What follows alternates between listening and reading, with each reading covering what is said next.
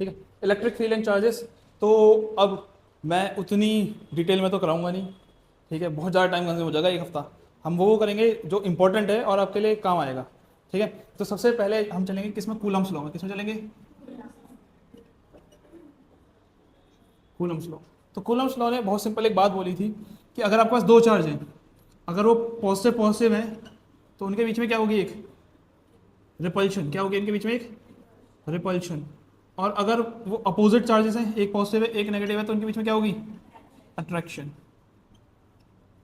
ठीक है, अब जब भी रिपल्शन हो रही है इसका मतलब ये चार्ज इस चार्ज को पुश कर रहा है। क्या कर रहा है? पुश कर रहा है। और जब भी इस चार्ज को अपनी तरफ खींच रहा है इसका मतलब क्या है? पुल कर रहा है। ऐसे ही। और हमने नाइन्थ में एक डेफिनेशन पढ़ी थी फोर्स की, a force is push and pull. तो मतलब इस केस में भी एक फोर्स लग रहा है, इस केस में भी क्या लग रहा है? एक फोर्स लग रहा है। तो हम ये बोल सकते हैं कि एक चार्ज दूसरे चार्ज को क्या लगाता है? फोर्स लगाता है। A charge apply a force on another charge which can be attractive और repulsive, depends upon the nature of the charge. ठीक है, अब वो जो फोर्स है, कूलम्स ने बोला वो फोर्स किस पे डिपेंड करेगा? आप खुद बताओ ये फोर्स किस पे डिपेंड करना चाहिए? चार्ज पे। अगर चार्ज की वैल्यू ज्यादा है तो फोर्स की वैल्यू भी क्या होनी चाहिए? ज्यादा होनी चाहिए। ठीक है, अगर ये 1 कूलम है तो कम फोर्स होगा, 2 कूलम है ज्यादा, 100 कूलम है और ज्यादा फोर्स। तो वो जो फोर्स है इस पर भी डिपेंड कर रहा है, इस पर भी डिपेंड कर रहा है। तो हम बोलेंगे फोर्स डिपेंड। डिपेंड का होता है ये साइन।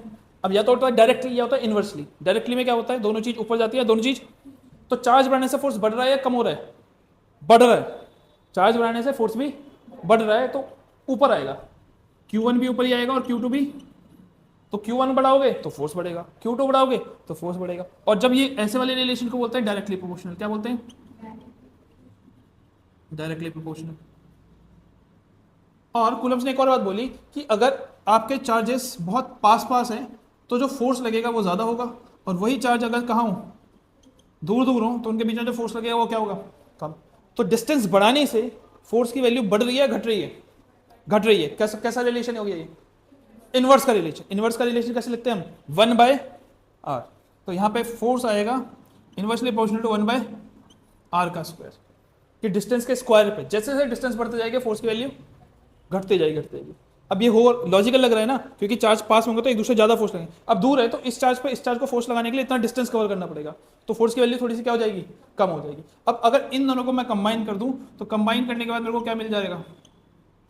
F directly proportional. ऊपर आएगा क्या? Q1 Q2 और नीचे आएगा R का स्क्वायर। अच्छा ये Q1 क्या होता है पता है ना? Q किसका सिंबल होता है? चार्ज का। ठीक है, Q किसका सिंबल होता है? चार्ज का। ठीक है, ये चीज क्लियर है। F directly proportional to Q1 Q2 by R का स्क्वायर। तो फॉर्मूला ये बन चुका है। लेकिन आपने पढ़ा होगा कि जब भी प्रोपोर्शनलिटी हटती है तो क्या आता है? एक कांस्टेंट आता है, तो एक कांस्टेंट लगाना होगा। तो मेरा क्वेश्चन आपसे ये कि वो कांस्टेंट लगाना क्यों पड़ेगा? आपको ये सोचना चाहिए हर बार कि वो कांस्टेंट लगाना क्यों है, इस फॉर्मूले में क्या गड़बड़ है। तो वो जो गड़बड़ है उसको हम एक्सप्लेन करते हैं एक बार, फिर उसको समझेंगे। मान लेते हैं हमारे पास चार्ज था Q1 और Q2। ठीक है, इनके बीच का डिस्टेंस था R, और ये था Q1 और Q2, फिर से इनके बीच का डिस्टेंस भी था R। तो क्या दोनों में सेम फोर्स लगेगा? भी लगेगा कि नहीं?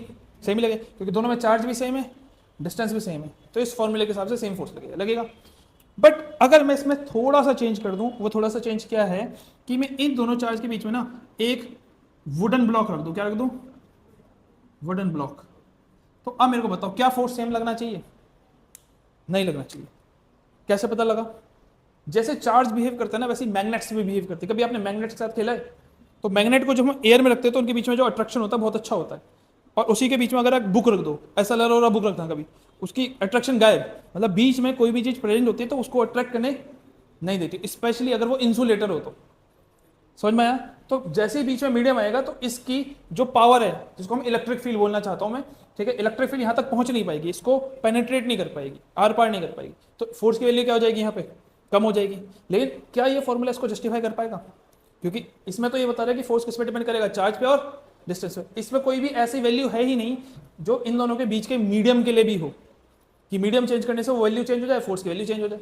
ऐसा कोई है यहाँ पे? नहीं है। तो इसीलिए इस फॉर्मूले को चेंज करके यहाँ पे एक क्या डाला गया? कांस्टेंट। क्या डाला गया? कांस्टेंट।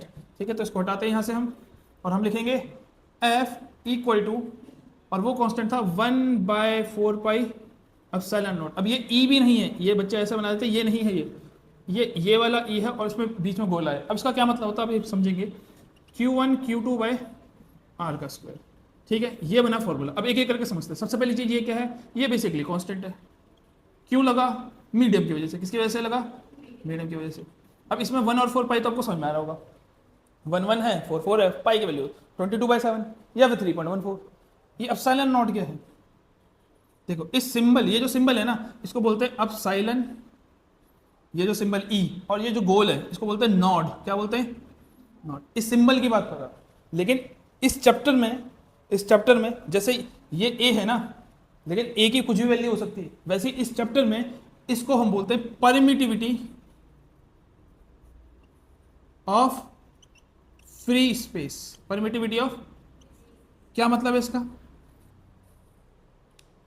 ये बोल रहा है कि अगर दो चार्ज है, इनके बीच में फ्री स्पेस है। फ्री स्पेस मतलब इन दोनों के बीच में कुछ भी नहीं रखा गया है, तो उसकी जगह ये आएगा एप्सिलॉन नॉट, ठीक है। और इसकी वैल्यू कितनी होती है, परमिटिव फ्री स्पेस की 8.85 इंटू 10⁻⁻12। ये होती है किसकी, परमिटिविटी ऑफ फ्री स्पेस की वैल्यू। इस पूरे की वैल्यू कितनी होती है, 1/4 एप्सिलॉन नॉट की, 9 इंटू 10⁻9, ठीक है। तो कुल मिला के जो आपका फॉर्मूला बना वो क्या बना, F = 1/4 pi epsilon naught Q1 Q2 by R का स्क्वायर, ठीक है। अच्छा व्हाट इफ अगर इसके बीच में कुछ मीडियम है, तो इस फॉर्मूले में किसका चेंज आएगा, कोई बताएगा। हाँ एग्जैक्टली, जैसे ही आपके इस बीच में कुछ मीडियम आ जाएगा ना, तो एप्सिलॉन नॉट की जगह वो एप्सिलॉन हो जाता है केवल। क्योंकि मैंने अभी आपको बताया कि यहाँ पे जो एप्सिलॉन नॉट है वो क्या है, परमिटिविटी किसकी, फ्री स्पेस की, मतलब चार्ज के बीच में कुछ नहीं है। लेकिन जैसे ही कोई मीडियम आ जाता है तो ये नॉट हट जाता है, फिर ये सिंबल बन जाता है आपका क्या, परमिटिविटी ऑफ मीडियम। अब जो मीडियम रखा होगा उसकी वैल्यू दी होगी इसने। फ्री स्पेस के लिए 8.85 होता है, मीडियम के लिए वो गिवन होगा। तो ये बात समझ में आई, कूलम्स लॉ समझ में आया। क्या होता है कूलम्स लॉ, कि फोर्स किस पे डिपेंड करता है, चार्ज पे, और किस पे, डिस्टेंस पे, और किस पे, मीडियम पे। फ्री स्पेस है तो 1/4 pi epsilon not, free space नहीं है तो 1/4 पाई एप्सिलॉन, ठीक है। क्लियर है सबको, चलो लिखें इसके, ठीक है। निकालो कॉपी और लिखना स्टार्ट करते हैं। ये तो समझाने के लिए बनाया था, इसको मिटो दो ना।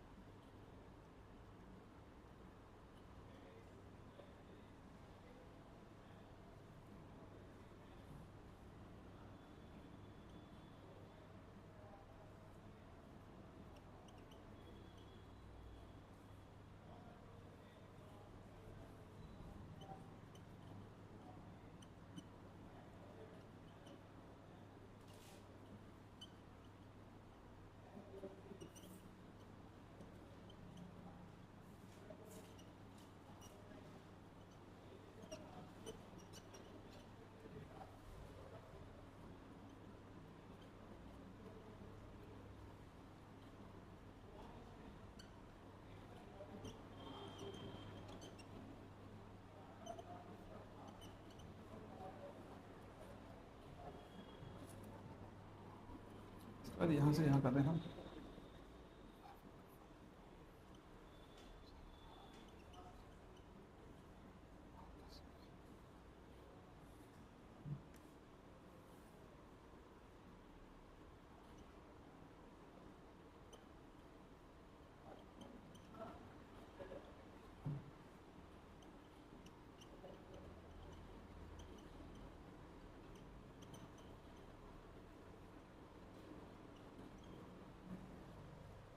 इसके बाद आपका जो सेकंड टॉपिक आता है वो आता है टेस्ट चार्ज। क्या आता है,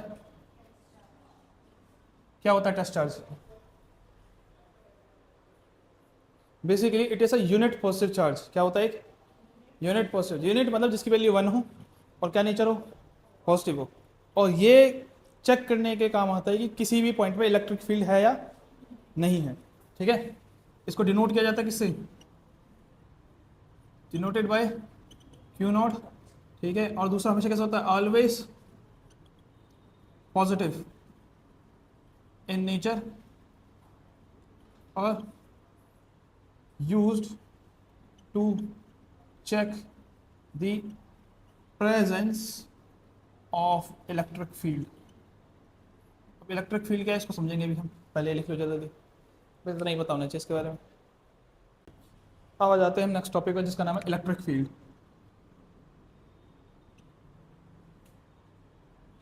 देखो, किसी भी चार्ज के अराउंड अगर मैं कोई एक दूसरे चार्ज को रख दूं, जैसे ये Q1 है और ये Q2 है, तो मुझे पता है कि ये Q1 इस Q2 को या तो अट्रैक्ट करेगा या फिर रिपेल करेगा, मतलब इससे फोर्स लगाएगा। पर क्या मुझे कुछ दिख रहा है? नहीं दिख रहा, मेरे को बस दो चार्जेस दिख रहे हैं। मतलब समहाउ इसकी कुछ तो पावर है जो यहाँ तक पहुँच रही है, उसी को बोलते हैं इसकी फील्ड। क्या बोलते हैं? फील्ड। कि मतलब ये चार्ज इसकी फील्ड में कहीं रखा गया है, क्योंकि जब हमने देखा कि यही चार्ज को मैं यहाँ से हटा के ना यहाँ कहीं रख दूँ तो इस पर कोई फोर्स नहीं लग रहा है। तो कुछ तो ऐसी चीज़ है जो कि हमारे देखने में तो नहीं आ रही बट है जरूर, जिसकी वजह से इस पर फोर्स ऑफ अट्रैक्शन या रिपल्शन हो रहा है, उसी को बोला गया इलेक्ट्रिक फील्ड। क्योंकि बेसिकली एक चार्ज है, चार्ज को इलेक्ट्रॉन से कंपेयर किया जाता है, तो नाम क्या बना? Electric field. तो जब भी किसी भी चार्ज को किसी दूसरे चार्ज के किस में रखा जाता है? प्रेजेंस में, मतलब इलेक्ट्रिक फील्ड में, तो ही उस चार्ज में क्या लगता है? एक फोर्स लगता है, अदरवाइज उसका कोई फोर्स नहीं लगता। ठीक है, ये बात समझ में आ गई। अब अगर मैंने ये जो Q2 ले लिया ना, ये कोई भी चार्ज ले लिया, मान लो कि मैं ये सोच के चल रहा था कि ये अपनी इलेक्ट्रिक फील्ड इस पर लगाएगा, इस पर रिपल्शन होगी, बात बन जाएगी। लेकिन क्योंकि मैंने Q2 कुछ भी ले लिया, तो ऐसा भी हो सकता है कि Q2 ने इसी को रिपेल कर दिया, ऐसा भी हो सकता है Q2 से ज़्यादा पावरफुल था। तो मेरे को निकालनी थी इलेक्ट्रिक फील्ड इसकी, निकल गई किसकी? इसकी। और बेसिकली अगर किसी पॉइंट पे भी निकालूंगा तो उस पर तो दोनों की इलेक्ट्रिक फील्ड होगी। ठीक है, इसीलिए किसको डिस्कवर किया गया था? टेस्ट चार्ज को। किसको डिस्कवर किया था? हमेशा इलेक्ट्रिक फील्ड को निकालने के लिए किसका इस्तेमाल करते हैं हम? टेस्ट चार्ज का। क्योंकि टेस्ट चार्ज इतना छोटा चार्ज होता है कि वो किसी पे फोर्स हमेशा उस पर ही फोर्स लगेगा, तो उसकी इलेक्ट्रिक फील्ड 0 के बराबर मान लेते हैं कि ना के बराबर है। तो यहाँ पे हम Q2 नहीं रखेंगे, हम यहाँ पे क्या रखेंगे? Q0। ये क्या है आपका? Test charge. ठीक है, अब अगर इस टेस्ट चार्ज पे क्या लगेगा? एक फोर्स लगेगा, तो मतलब इस पॉइंट पे इलेक्ट्रिक फील्ड है किसकी? इस वाले चार्ज की। समझ में आया? अगर इस पर कोई फोर्स नहीं लगेगा तो यहाँ पे कोई इलेक्ट्रिक फील्ड नहीं है, किसकी? Q1 charge. ये बात समझ में आ गई? इतनी बात क्लियर है? ठीक है, तो अब इलेक्ट्रिक फील्ड का पता कैसे चलेगा बताओ? इलेक्ट्रिक फील्ड इक्वल टू क्या लिखूं? कैसे पता चल रहा है यहाँ पे इलेक्ट्रिक फील्ड है या नहीं? क्या लग रहा है इस चार्ज पे? फोर्स लग रहा है। तो इलेक्ट्रिक फील्ड का पता चलता है किससे? फोर्स से। इलेक्ट्रिक फील्ड का पता कैसे चलता है? फोर्स से। पर किस पे लग रहा है फोर्स? वो Q0 पे। तो क्या बना? Force on a test charge. जो भी फोर्स एक टेस्ट चार्ज पे लगता है उसी को क्या बोलते हैं हम? Electric field. क्या बोलते हैं उसको हम? Electric field. अब इसको देखना, मेरे को पता है फोर्स का फॉर्मूला। क्या होता है फोर्स का फॉर्मूला बताओ? 1/4πε0 Q1 Q2। अब यहाँ पे Q1 कौन सा चार्ज होगा? ये वाला, इसको मैं Q मान लेता हूँ फिलहाल के लिए, Q। और दूसरा चार्ज क्या यहाँ पे? Q0। इनके बीच का डिस्टेंस मान लेते हैं ये है R का स्क्वायर। यहाँ पे आ जाएगा, ये है फोर्स। लेकिन ये तो फोर्स है, मुझे क्या निकालनी है? तो इलेक्ट्रिक फील्ड में क्या आएगा? फोर्स। फोर्स की वैल्यू पुट करोगे 1/4πε0 Q/R का स्क्वायर। ये तो हो गई फोर्स की वैल्यू, लेकिन नीचे 1/Q0 भी तो है, तो Q0 से Q0 कट गया, तो बचा क्या इलेक्ट्रिक फील्ड आपके पास? 1/4πε0 Q/R का स्क्वायर। तो किस चीज का फर्क दिखा आपको इलेक्ट्रिक फील्ड और फोर्स में? बताओ किस चीज का फर्क दिखा? फोर्स का जब हम फॉर्मूला लिख रहे हैं तो लिख रहे हैं 1/4πε0 Q1 Q2/R का स्क्वायर। जब मैं इलेक्ट्रिक फील्ड का फॉर्मूला लिख रहा हूं तो मैं क्या लिख रहा हूं? 1/4πε0 Q/R का स्क्वायर। किसका फर्क दिख रहा है? चार्ज का। किसका फर्क दिख रहा है? अब इसको लॉजिकली कैसे याद करेंगे? बहुत सिंपल है। देखो, फोर्स में दो चार्ज आएंगे और दो चार्ज आने भी चाहिए, लॉजिकली सोच के देख लो, क्योंकि फोर्स हमेशा दो बॉडीज के बीच में लगता है। किसने बोला था? न्यूटन के थर्ड लॉ ने, every action has equal and opposite reaction. अगर एक एक्शन होगा तो ही तो रिएक्शन होगा। तो आप कभी फोर्स लगाओगे तो किसी पे तो लगाओगे, ऐसी हवा में किसको फोर्स लगाओगे? कोई है ही नहीं सेकेंडरी बॉडी। तो फोर्स लगाने के लिए दो बॉडीज होनी चाहिए। तो यहाँ पे फोर्स लगाने के लिए दो चार्ज होने थे, इसलिए Q1 भी आया, Q2 भी आया, क्योंकि फोर्स दोनों पे डिपेंड करता है। पर जहाँ पे जो इलेक्ट्रिक फील्ड है, क्या उसके लिए दो चार्ज जरूरी है? एक अकेले चार्ज की भी तो इलेक्ट्रिक फील्ड हो सकती है, तो इसमें कितना चाहिए? केवल एक चार्ज। अब कौन सा चार्ज? जिस चार्ज की इलेक्ट्रिक फील्ड निकालनी है उसको यहाँ पे पुट कर देंगे, उसकी इलेक्ट्रिक फील्ड निकल जाएगी। दूसरे चार्ज पे डिपेंड ही नहीं करनी चाहिए कि यहाँ पे कोई चार्ज है या नहीं है, इस पर डिपेंड क्योंकि अगर मैं इसको हटा भी दूंगा तो भी तो यहाँ इलेक्ट्रिक फील्ड होगी ही, किसकी, इसकी। वो तो चेक करने के लिए मैंने रखा था, बाकी है तो सही। ठीक है, ये बात क्लियर है, समझ में आ रही है बात। ठीक है, तो इसको लिखते हैं, चलो।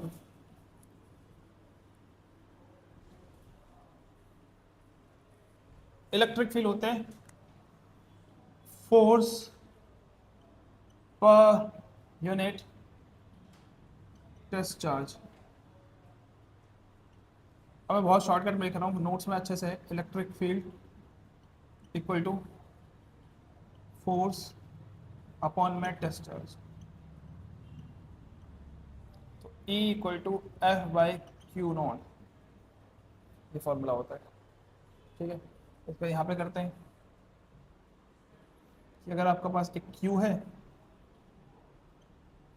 और एक टेस्ट चार्ज है, ये हो गया आपका मेन चार्ज, ये हो गया आपका टेस्ट चार्ज, और इनके बीच की दूरी r मान लेते हैं।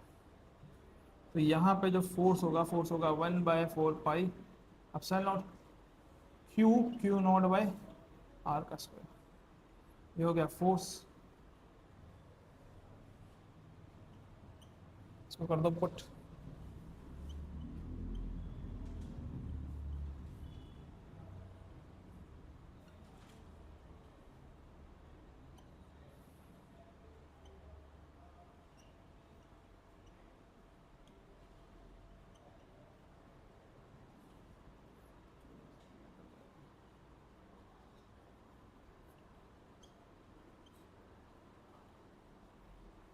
ज़्यादा फर्क पड़ेगा। हो गया जी, इसको बटो दे। अब नेक्स्ट आपका टॉपिक आ जाता है डाइपोल। क्या आ जाता है? Electric dipole. किसी को पता है क्या होता है इलेक्ट्रिक डाइपोल? हाँ, जब भी आपके पास दो चार्ज हो, डाई मतलब हो गया दो पोल्स, दो चार्ज हो और दोनों के दोनों कैसे हो? अपोजिट हो। कैसे हो? जैसे अगर एक प्लस का 2 कूलाम है तो एक क्या हो? माइनस का 2 कूलाम। एक प्लस का 10 हो तो एक माइनस का, एक प्लस का 100 हो तो एक माइनस का 100 हो। तो मतलब जो भी चार्ज लेना है एक उसी का अपोजिट वर्जन भी होना चाहिए, तो तब उस जोड़े को हम क्या बोलते हैं?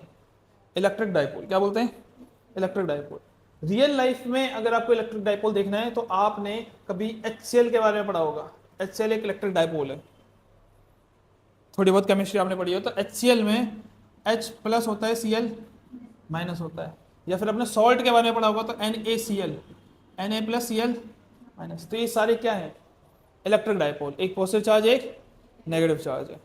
ठीक है, ये बात समझ में आ गई। तो एक्चुअल में डाइपोल कैसे एग्जिस्ट करते हैं। ठीक है, अब Na भी तो एक एटम ही होगा, सही है, और Cl भी क्या होगा? एक एटम ही होगा। होगा कि नहीं होगा? तो इन दोनों एटम के बीच में कुछ ना कुछ डिस्टेंस भी तो होगा। अब जरूरी नहीं है कि वो डिस्टेंस बहुत ज़्यादा बड़ा हो, डिस्टेंस बहुत छोटा होगा डेफिनेटली, क्योंकि आपस में उनके बीच में एक बॉन्ड होता है। ठीक है, आयनिक बॉन्ड बोलते हैं जिसको हम, वो बहुत छोटा होता है, लेकिन होगा तो सही डिस्टेंस, क्योंकि यूनिवर्स में कोई भी चीज़ एक दूसरे के ऊपर नहीं हो सकती, कनेक्ट नहीं हो सकती। ये आपको पता है कि नहीं पता? क्योंकि कोई भी दो चीज़ आपस में टच नहीं, इवन दो अगर ऐसा भी कर लो तो आपका हाथ टच नहीं कर रहा, वो फील हो रहा है, क्योंकि दो चीज़ें टच करने के लिए उसका जो इलेक्ट्रॉन है उसको एक्सेप्ट करना पड़ेगा। समझ में क्या बोला मैंने? जैसे मान लो ये फिंगर है, फिंगर मतलब थंब है, थंब किससे बना पड़ा होगा? हर चीज़ किससे बनी पड़ी है? एटम से। तो ये बने पड़ेंगे एटम से। एटम के बाहर क्या होते हैं? बहुत सारे इलेक्ट्रॉन्स होते हैं। अब मैं अगर मान लो किसी मेटेरियल को टच कर रहा हूँ तो वो भी किससे बना पड़ा है? एटम से। तो इसके भी कुछ ना कुछ क्या होंगे? इलेक्ट्रॉन्स होंगे। और इलेक्ट्रॉन इलेक्ट्रॉन के बीच में क्या होती है? रिपल्शन। तो ये एटम कभी इस एटम को टच करने ही नहीं देगा इन रियलिटी, ऑन क्या बोलेंगे, क्वांटम स्केल, बहुत ज़्यादा छोटे स्केल में कभी कोई चीज़ किसी चीज़ को टच नहीं करती। तो वैसे ही डाइपोल भी टच नहीं करते। डाइपोल के बीच में छोटा सा क्या होता है? डिस्टेंस होता है। ठीक है, ये बात समझ में आई? तो कभी भी हम डाइपोल को बनाएंगे तो कैसे बनाएंगे? एक आपका क्या होगा? प्लस का चार्ज, एक क्या होगा आपका? माइनस का चार्ज, और इसके बीच में कुछ क्या होगा? डिस्टेंस होगा। अब ये डिस्टेंस को ना आपको इतना याद रखना पड़ेगा, बीच से लेते हैं। किससे लेते हैं? बीच से।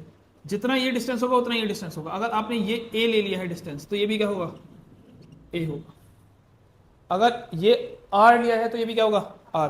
तो टोटल डिस्टेंस कितना होगा, कोई बताएगा इसका? 2a।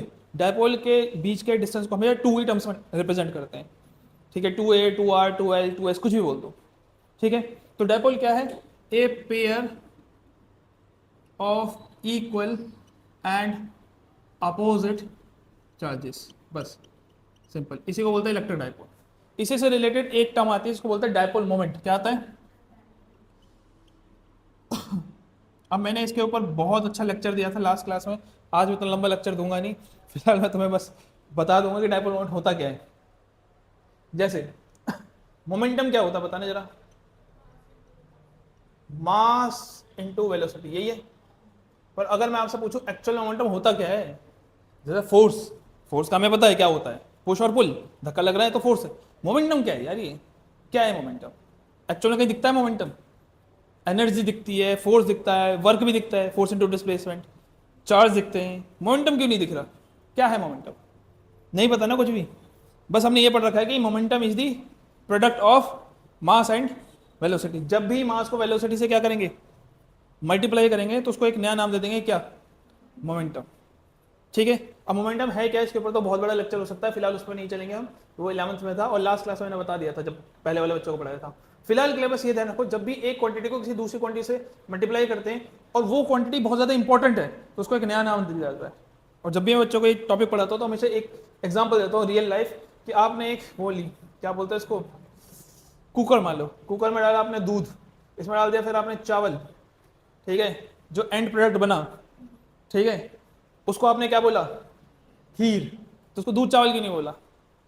क्योंकि वो इतना इंपॉर्टेंट था कि इसको एक स्पेशल नाम देना पड़ गया, खीर। है तो वो दूध चावल ही। तो वैसे ही ये दोनों इतने इंपॉर्टेंट थे, इसको नाम क्या देना पड़ गया? मोमेंटम। वैसे ही डायपोल मोमेंट कुछ नहीं है, जब भी आप इन दोनों में से कोई भी एक चार्ज ले लो, क्यू, चाहे पॉजिटिव ले लो चाहे नेगेटिव, उसको अगर मल्टीप्लाई कर दो इसके डिस्टेंस से, क्यू को मल्टीप्लाई कर दो इन दोनों के बीच के, यही क्वांटिटी इतनी ज्यादा इंपॉर्टेंट है कि इसका नाम देना पड़ गया क्या? Dipole moment. तो मतलब कहीं भी आपको Q इंटू टू दिख जाए तो समझ जाना ये क्या है? Dipole moment. ठीक है। अब एक्चुअल में क्या होता है डायपोल मोमेंट, वो किसी और क्लास में डिस्कशन करेंगे हम। ठीक है। इसको किससे डिनोट करते हैं? ये भी P से डिनोटेड होता है, denoted by P, small p। ठीक है। और डायपोल मोमेंट होता है आपका चार्ज इनटू में डिस्टेंस बिटवीन टू चार्जेस। तो यहाँ आएगा स्मॉल p और यहाँ पे आएगा q और यहाँ पे आएगा 2a। q2a को ही किसमें? इलेक्ट्रिक डायपोल इसको बोलते हैं, ये डेफिनेशन है। ठीक है।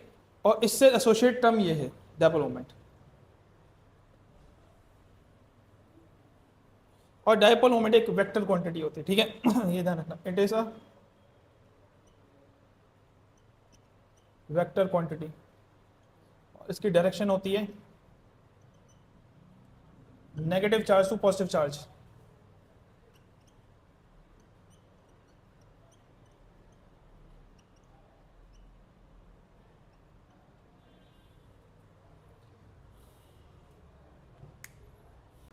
अच्छा, जहां आपने इलेक्ट्रिक फील्ड लिखा है ना, इलेक्ट्रिक फील्ड में कहीं कोने में जगह होगी, वहां लिख दो, वो भी एक वेक्टर क्वांटिटी है। It is a vector quantity और उसकी डायरेक्शन होती है positive charge to negative charge.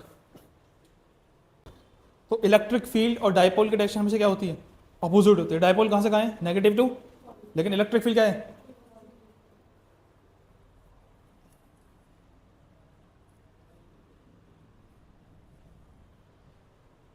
ये लिख लिया ना सबने?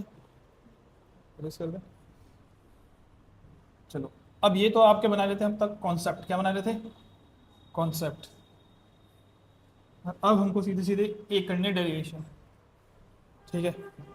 इन सारे कॉन्सेप्ट का इस्तेमाल करके, और वो डेरिवेशन का नाम है electric field due to a dipole on axial point.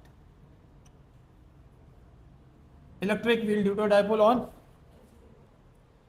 जैसा स्टेटमेंट होगा वही काम हम करते जाएंगे। सिंपल, बहुत सिंपल। इलेक्ट्रिक फील्ड निकालनी है किसकी वजह से? डायपोल। डायपोल क्या होता है? एक पॉजिटिव एक नेगेटिव। तो सबसे पहले डायपोल बना लेते हैं। तो मैं एक बना लेता हूँ नेगेटिव चार्ज Q, और एक बना लेता हूँ पॉजिटिव चार्ज। यही है डायपोल। डिस्टेंस बीच से देते हैं a, और बना लिया डायपोल। तो डायपोल की इलेक्ट्रिक फील्ड निकालनी है, कहाँ पे निकालनी है? एक्सियल पॉइंट पे। एक्सियल पॉइंट क्या होते हैं? एक्सियल पॉइंट मतलब जिस भी चीज को रखा जाता है ना, उसी की लाइन को एक्सियल बोलते हैं। क्या बोलते हैं? जैसे अगर मैंने इस मार्कर को ऐसे रखा है तो ये जो लाइन है इसी को उसकी क्या बोलेंगे, एक्सेस। तो कह रहा है इसी एक्सेस पे इलेक्ट्रिक फील्ड निकाल के बताओ। तो यहाँ से एक ऐसी इमेजिनरी लाइन है, उस पर क्या निकालनी है आपको, इलेक्ट्रिक फील्ड। क्या निकालनी है आपको, ये बात समझ में आया।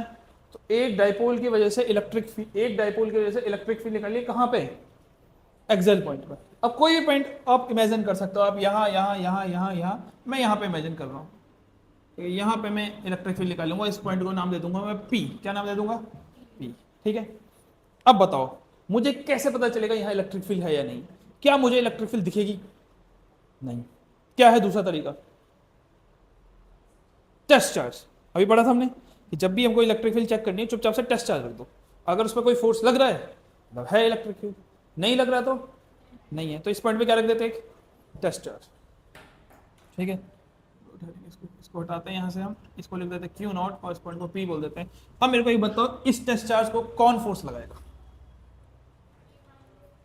क्या इसको ये फोर्स लगाएगा, ये पॉजिटिव चार्ज को फोर्स लगाएगा कि नहीं लगाएगा। टेस्ट चार्ज का नेचर कैसा होता है, पॉजिटिव। तो ये इसको क्या करेगा, अट्रैक्ट है रिपेल, रिपेल। नेगेटिव इसको क्या करेगा, तो एक डाइपोल का एक हिस्सा तो उसको रिपेल कर रहा है, एक हिस्सा इसको क्या कर रहा है, अट्रैक्ट कर रहा है। ठीक है, तो एक फोर्स तो इधर की तरफ होगा जो रिपेल वाला होगा, और एक फोर्स इस तरफ होगा जिसको क्या करेगा, अट्रैक्ट।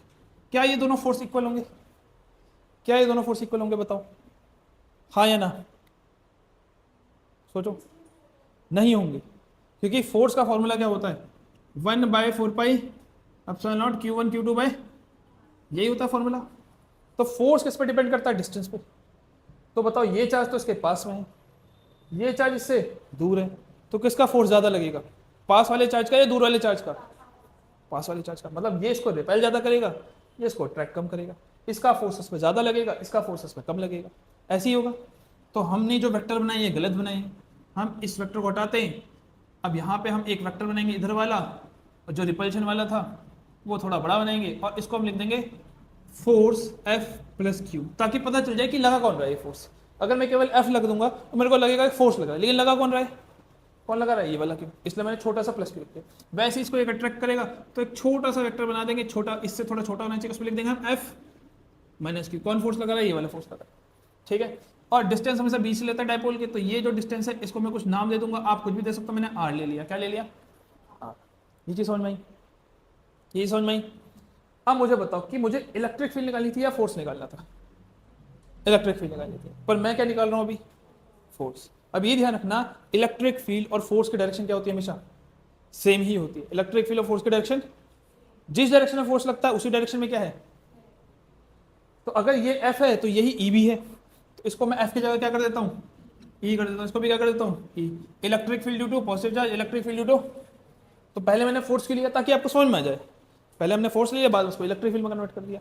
अब मेरे को बताओ, मैं बोलूंगा पहले इलेक्ट्रिक फील्ड ड्यू टू किस चार्ज, पहले प्लस की निकालने, plus Q charge at point P। बताओ कितनी होगी इलेक्ट्रिक फील्ड, इसको मैं E प्लस Q बोल रहा था। क्या था इलेक्ट्रिक फील्ड का फॉर्मूला बताने जरा, 1/4 एप्सिलॉन नॉट, और जिस भी चार्ज की इलेक्ट्रिक फील्ड निकालनी है अपॉन में डिस्टेंस का स्क्वायर। तो मैं लिखूंगा 1/4 एप्सिलॉन नॉट, किस चार्ज की निकालनी है, इस चार्ज की, तो लिखेंगे Q। अब प्लस या माइनस नहीं लिखेंगे, ठीक है। और डिस्टेंस, कितना डिस्टेंस आएगा, ये डिस्टेंस, ये डिस्टेंस क्या मेरे पास गिवन है, यहाँ से यहाँ तक का तो डिस्टेंस आएगा, क्योंकि इतनी ही दूरी तो है। क्या मेरे पास डिस्टेंस गिवन है, नहीं, इसको बनाना पड़ेगा। कैसे बनाओगे, देखो ऐसा बनेगा, अगर इस पूरे R में से मैं इतना हिस्सा हटा दूं तो ये जो बचा यही तो है, तो R में से क्या माइनस करूं, A को, तो मैं नीचे क्या लिखूंगा, R माइनस A का होल का स्क्वायर। तो ये होगी electric field due to plus Q, सही है। वैसे हम लिखेंगे electric field due to minus Q, ठीक है, चार्ज एट पॉइंट P। कितनी होगी कोई बताएगा, क्या लिखूं मैं, बोलो, 1/4 नॉट, ऐसे रहने दो। क्या आएगा दूसरा, कौन सा चार्ज, ये वाला चार्ज Q, माइनस नहीं आएगा, अभी मैं बताऊंगा क्यों। डिस्टेंस कितना आएगा, हाँ, R में से इतना प्लस करना पड़ेगा ना इस बार, तो R प्लस A का होल का स्क्वायर, ठीक है। अब जो बाकी आपको समझ में आ गया होगा, सिवाय एक चीज का कि यहाँ प्लस चार्ज है तो प्लस क्यों नहीं लिया, यहाँ माइनस है तो माइनस क्यों नहीं लिया। देखो दो चीजें, अभी नहीं पूरी फिजिक्स में, जो आपके फिजिक्स में मैथ्स होती है ना, वो डिपेंड करती है स्केलर पे और वेक्टर पे। जैसे स्केलर में ऐड का मतलब होता है सिंपल ऐड कर दो 3 + 4, ये होते हैं स्केलर मैथ्स। वेक्टर में ऐसा नहीं होता। अगर वेक्टर में ऐसा कर दूं ना 3i + 4j, क्या मैं यहाँ पे 7j लिख सकता हूँ? यहाँ से 7 है, नहीं लिख सकता। वेक्टर में आएगा 3i + 4j, ये कभी ऐड नहीं हो सकते। तो वेक्टर में वेक्टर की मैथमेटिक्स इस्तेमाल करनी पड़ती है, स्केलर में स्केलर की मैथमेटिक्स इस्तेमाल करनी पड़ती है। अब जो इलेक्ट्रिक फील्ड है वो स्केलर है या वेक्टर है? अभी लिखवाया था वेक्टर है, तो इसमें कौन सी मैथमेटिक्स इस्तेमाल होगी? वेक्टर वाली। वेक्टर में नेगेटिव या पॉजिटिव आता है डायरेक्शन के अकॉर्डिंग। किसके अकॉर्डिंग आता है? डायरेक्शन के अकॉर्डिंग। वेक्टर बोलता है अगर ये एक वेक्टर है तो इसको मैं ए बोलूंगा, और ये एक वेक्टर है इसको मैं -a बोलूंगा। तो कोई भी वेक्टर अगर इस डायरेक्शन में तो उसको पॉजिटिव लूंगा, कोई भी इस डायरेक्शन में तो नेगेटिव लूंगा। तो इसीलिए हम ये वाले प्लस या माइनस को क्या करना पड़ेगा? हमें इग्नोर मारना पड़ेगा, क्योंकि ये स्केलर मैथमेटिक्स के पार्ट्स में आता है। हमें वेक्टर मैथमेटिक्स इस्तेमाल करनी पड़ेगी, क्योंकि इलेक्ट्रिक फील्ड क्या है? एक वेक्टर क्वांटिटी। तो यहाँ पे माइनस या प्लस जो आएगा वो किसका आएगा? डायरेक्शन का आएगा। क्या है? किसका आएगा? डायरेक्शन का आएगा। बेसिकली ये जो E + Q है ये पॉजिटिव वेक्टर होगा, और जो E - Q है ये कैसा वेक्टर होगा? नेगेटिव वेक्टर होगा। समझ में आया? तो जो पॉजिटिव नेगेटिव आएगा वो यहाँ से आएगा, ना कि Q से आएगा। ठीक है, तो आप मेरे को ये बताओ कि जो टोटल इलेक्ट्रिक फील्ड होगी, हम लिखेंगे net electric field eight point, eight axial लिख देते हैं ना, एक्सियल पॉइंट P। कितनी होगी इलेक्ट्रिक फील्ड? E एक्सियल निकालनी हमको। अभी वेक्टर क्वांटिटी बताया था, इधर वाला वेक्टर पॉजिटिव, इधर वाला वेक्टर नेगेटिव। और लॉजिकली देखो तो दोनों को माइनस होना भी चाहिए था, क्योंकि एक इधर था एक यहाँ था, दोनों की वैल्यू कटेगी कुछ ना कुछ। तो अब इसकी वैल्यू पुट करेंगे। बताओ E + Q की वैल्यू क्या थी?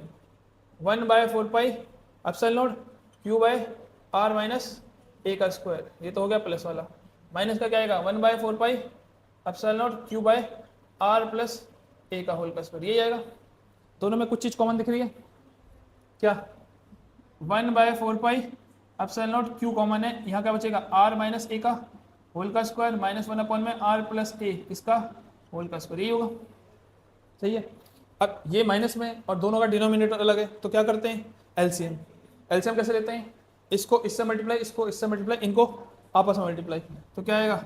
1/4πε0 Q, इसको इससे मल्टीप्लाई, r + a का होल का स्क्वायर माइनस r - a का होल का स्क्वायर, नीचे r - a का होल का स्क्वायर मल्टीप्लाई में r + a का होल का स्क्वायर। यही होगा। अब फॉर्मूला पता है मैथ्स के? क्या लगेगा? a + b के होल स्क्वायर क्या होता है?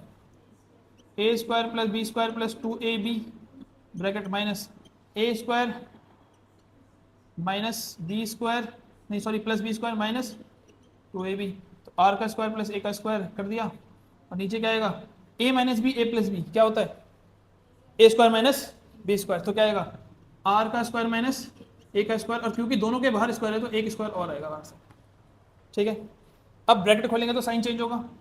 1/4πε0 r का स्क्वायर + a का स्क्वायर + 2ar माइनस का r का स्क्वायर माइनस का a का स्क्वायर प्लस का 2ar, नीचे r का स्क्वायर माइनस a का स्क्वायर का होल का स्क्वायर। यही होगा।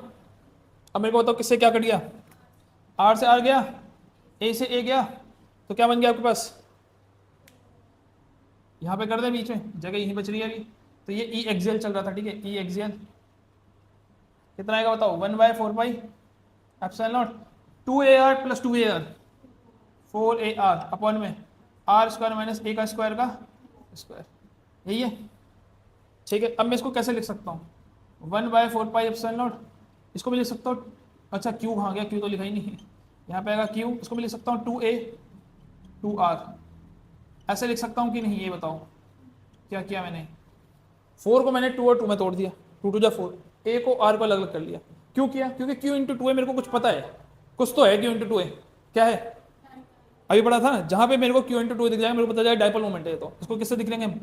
p से। तो क्या लिख देंगे? 1/4πε0 p2r अपॉन में r² माइनस a² का होल का स्क्वायर। तो कुल मिला के आपकी electric field at axial point आ गई कितनी?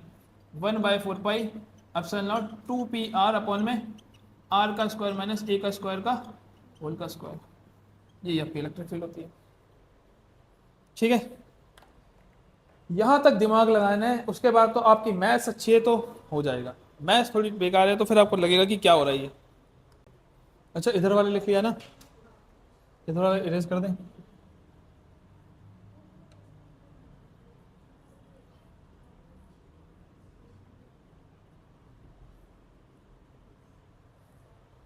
चलो आपने जहां तक भी लिख लिया ना, एक बार यहाँ फोकस करो, इसका लिखना है, मैं इरेज नहीं कर रहा, बस एक टॉपिक और करना है, उसके बाद मैं रिकॉर्डिंग में बंद कर दूंगा और जिसको जाना वो चले जाना।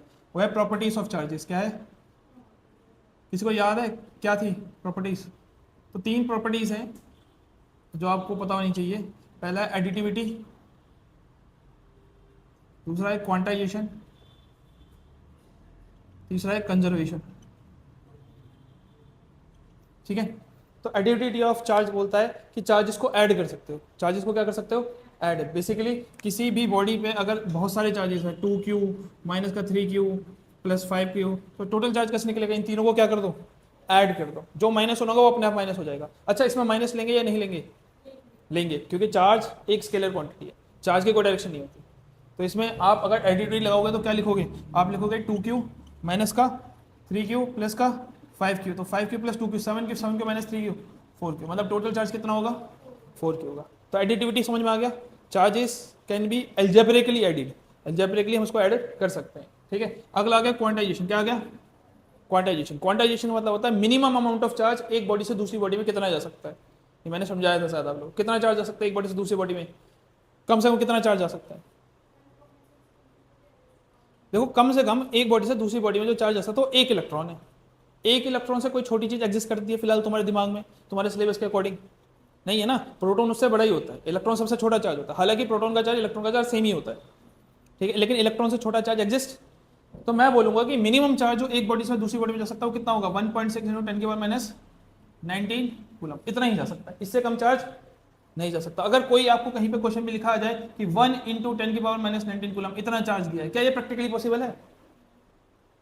नहीं है प्रैक्टिकली पॉसिबल, क्योंकि 1.6 बड़ा है किससे? 1 से। तो ये 1 इलेक्ट्रॉन है, तो ये तो आधा इलेक्ट्रॉन आ जाएगा, आधा पौना कुछ ऐसे फ्रैक्शन में आएगा इलेक्ट्रॉन। इलेक्ट्रॉन फ्रैक्शन में एग्जिस्ट करते हैं?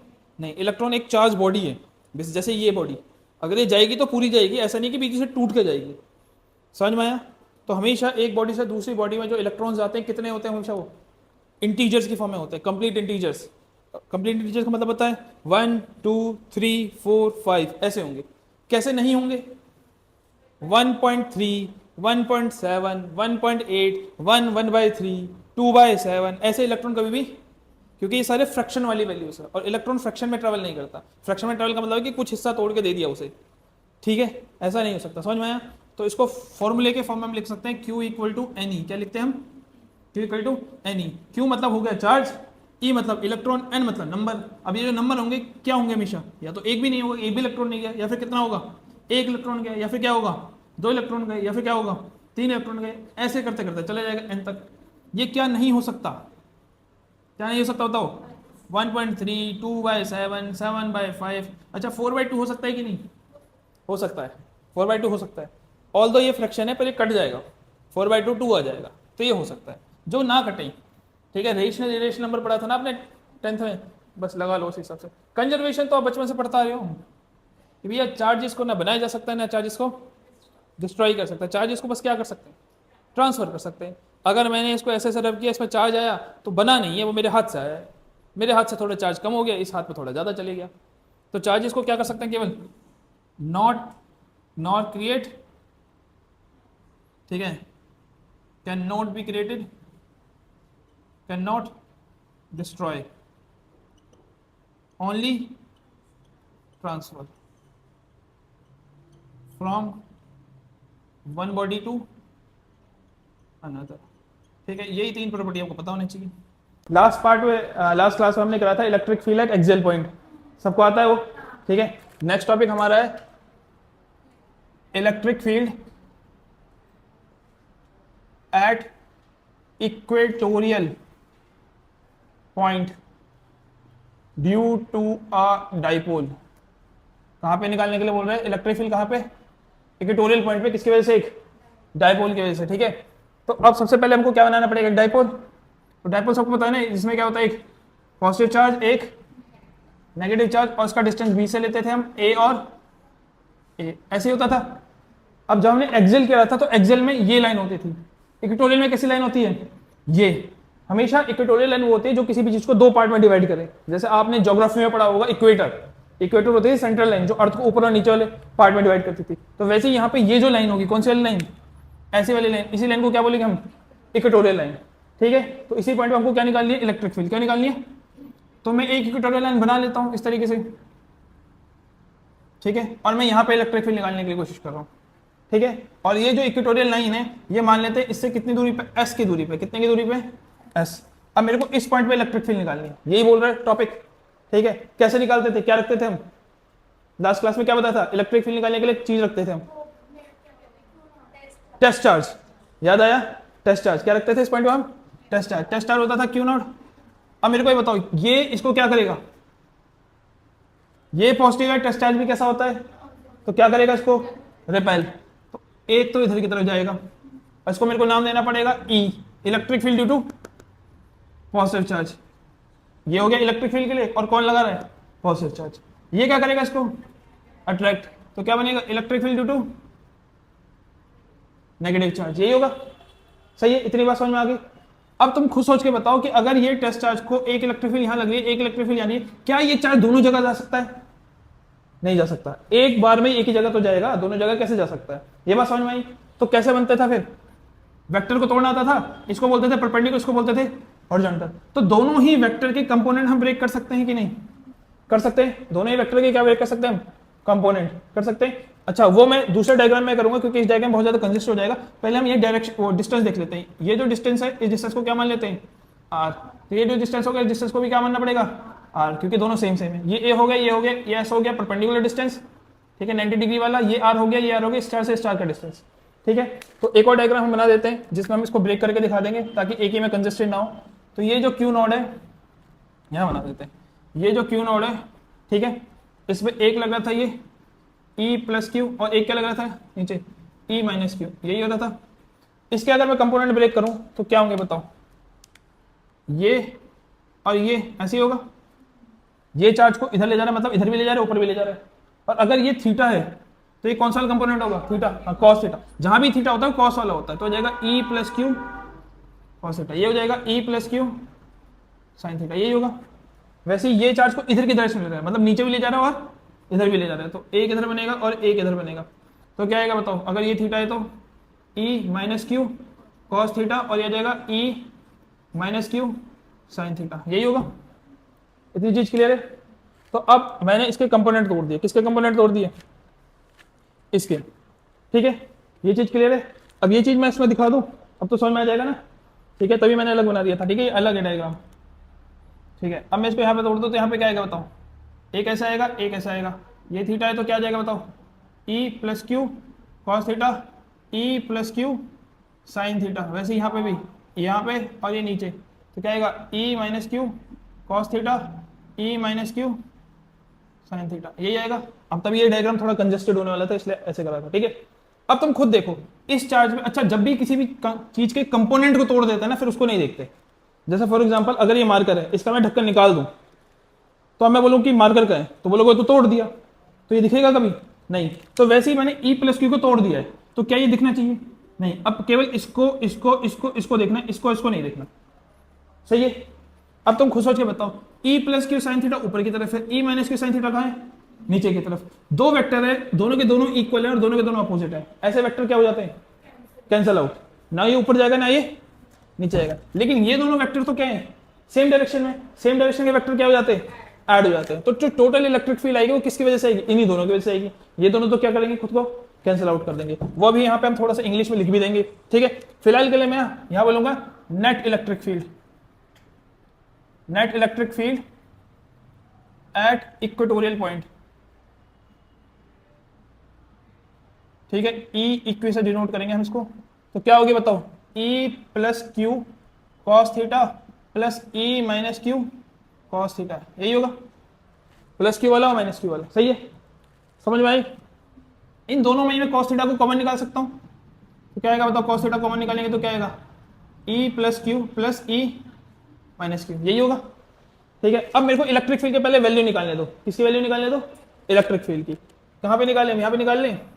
देखो E प्लस क्यू, या फिर हम क्या लिखेंगे इसको, electric field due to electric field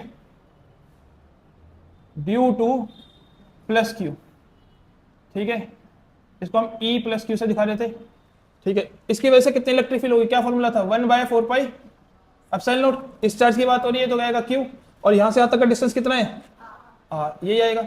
वैसे ही electric field due to minus Q कितनी होगी, ई माइनस क्यू, इसकी वैल्यू भी क्या होगी 1/4 पाई एप्सिलॉन नॉट। यहां से कितना डिस्टेंस है इस बार भी, सही में ये चीज समझ आ रही है, जितनी इलेक्ट्रिक फील्ड इसकी यहाँ पे उतनी इलेक्ट्रिक फील्ड इसकी इधर है, क्योंकि दोनों का डिस्टेंस सेम है, दोनों का चार्ज सेम है, बस एक रिपल्सिव है एक अट्रैक्टिव है।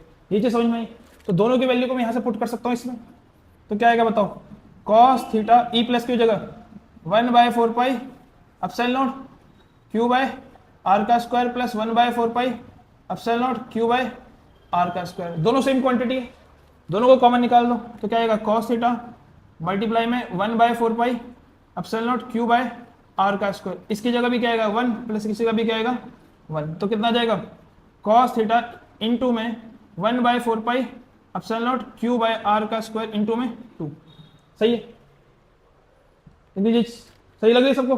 अब बताओ 2 1 जा 2 2 जा 4, तो क्या आ जाएगा 1/2 पाई, अच्छा इसको काटना नहीं है, ये तो डायपोल मोमेंट बनेगा, इसको ऐसे लिख देते हैं 1/4 पाई एप्सिलॉन नॉट, ऐसे लिखा मैंने, फिर मैं लिख दिया 2q और नीचे लिख दिया मैंने आर का स्क्वायर और साथ में लिख दिया मैंने कॉस थीटा, ठीक है।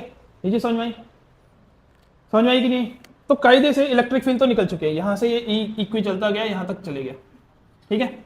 अब द प्रॉब्लम इज कि ये फॉर्मूला निकलने के बाद भी ना ये हमारे किसी काम का नहीं है, क्यों, क्योंकि जितने भी न्यूमेरिकल्स आएंगे ना आपके, उस न्यूमेरिकल में कभी भी आपको ये वाला डिस्टेंस नहीं देगा। वो ये कौन सा डिस्टेंस है, स्लैंटेड डिस्टेंस, अरे तुमने वो पढ़ा होगा ना सरफेस एरिया वॉल्यूम में कोन, एक होता था एल एक होता था एस एच, ये तो होगी स्लैंट हाइट, एक होती है परपेंडिकुलर हाइट, वो कभी भी न्यूमेरिकल में ना आपको परपेंडिकुलर हाइट देगा, क्या देगा एस की वैल्यू देगा, आर की वैल्यू, तो यहाँ पे आर होना ही नहीं चाहिए, यहाँ पे क्या होना चाहिए एस होना चाहिए। दूसरा ये कॉस थीटा भी यहाँ में नहीं होना चाहिए, तो इसको हटा नहीं सकते क्योंकि मैथ्स अलाउ नहीं करता, लेकिन इसकी जगह इसकी वैल्यू तो पुट कर सकते हैं कि नहीं, तो कैसे करेंगे वैल्यू पुट, देखो अगर ये थीटा है ये भी थीटा है तो आपने अल्टरनेट पढ़ा होगा ना, देखो ये जेड बन रहा है तो ये भी क्या जाएगा थीटा, और ये कॉरेस्पॉन्डिंग से भी क्या जाएगा थीटा, सही है। अब यहां पे हम इसकी वैल्यू निकाल सकते हैं, finding value of cos theta कैसे निकलेगी, देखो ये एस है, ये आर है और ये ए है, सही है, S R A, S R A, ये क्या यहाँ पे थीटा, सही है।